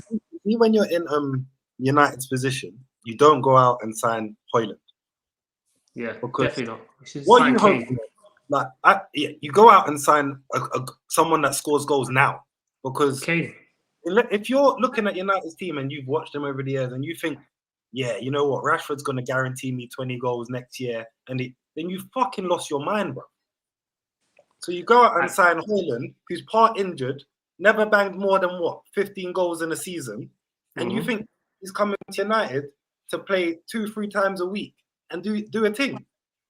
Bro, and that's not United's heritage either, bro. Like when you look at Fergie went around taking the best players from everybody. He took it from us, he took it from Tottenham. Than Martial. So I don't even know why he's starting. I'm not going to lie to you. But he don't look like he can header either. He's a bright light for United. He probably is a bright light. But he's still not better than Martial right now. And Martial's tired, bro. Well, that's another one again. Apparently he wanted Kane and the ball wanted Højlund, I think I've read. Because they didn't want to spend money on Kane, which is, for me, I just don't understand. If you're United, you go after Kane. That's your heritage. Signing the best players from the Premier League is United's heritage. Do you know what? No, but he's an idiot because he wanted Mount. If he just shut his mouth and used his brain, instead of pandering, and no one can zang me, instead of pandering to the fans and not getting Rabiot because some English people don't rate his mum because he got bad PR because of his mum, if you just got him on a free and dropped the bag on Kane and secured 25 a season, rain, sleet, snow, maybe 18 in the league, 7 in the cups, maybe 25 in the league. You don't know, but there's 25 coming. You know that, in any system, any setting for any manager. You just do that, bro. But you didn't want to do that. You wanted to be cool and you wanted to be safe because you know that Mason Mount is a neek that's going to do what you tell him and turn up when you tell him and behave in a way that makes you feel comfortable within yourself because you're not a big dog.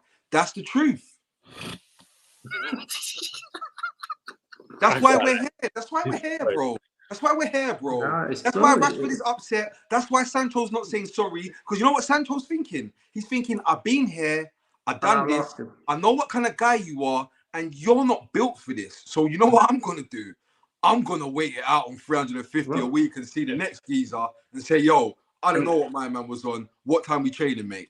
And he ain't the only one. Harry Maguire's doing it. Scott McTominay's doing it. They all know that this man ain't running the ship. And they know he'll go first. And they're just biding their time. Bro, Rashford runs that team, bro. Not Bruno. Not anything that Rashford does, anything that he wants is how it goes. He's the poster boy for United. They can't sell him even if they fucking wanted to. So whatever he wants has to run. Hey, Kenny, do you know how sick it is, They brought in a player, Listen to this. They brought in a player, to do the other half of his job. And then do you know how sick it is? They spent, I don't know how many months it was. They spent maybe 5 months, however it was, to the end of the season, talking about Weghorst's lack of GA. The man is running himself into the ground, operating at 98% of his capacity, taking every good touch he's ever been able to execute in training, all for Rashford to come out with GA, and then they got, bro, you're not understanding. They was doing stuff like playing Weghorst in the 10.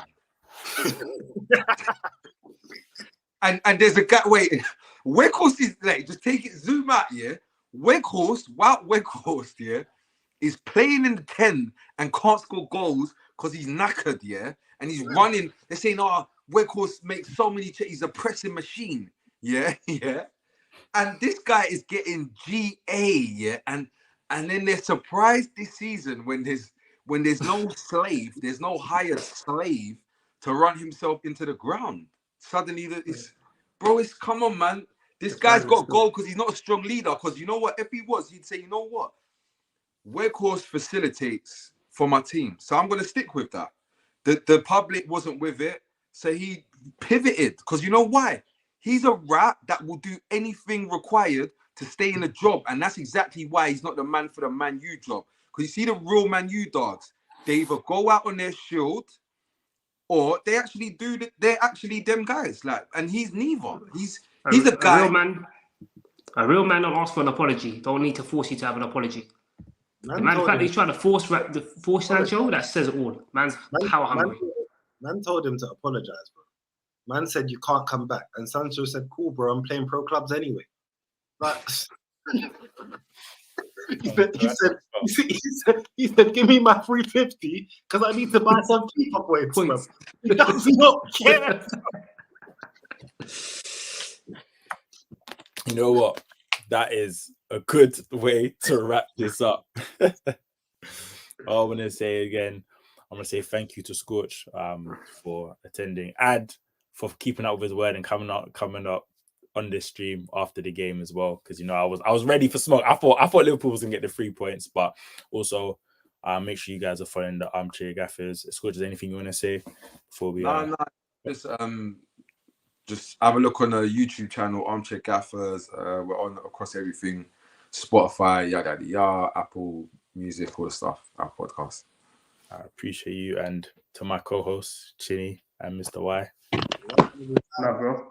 Pleasure still. It's been a real pleasure today. We got to have Scorcher back as well. I think the fans like it.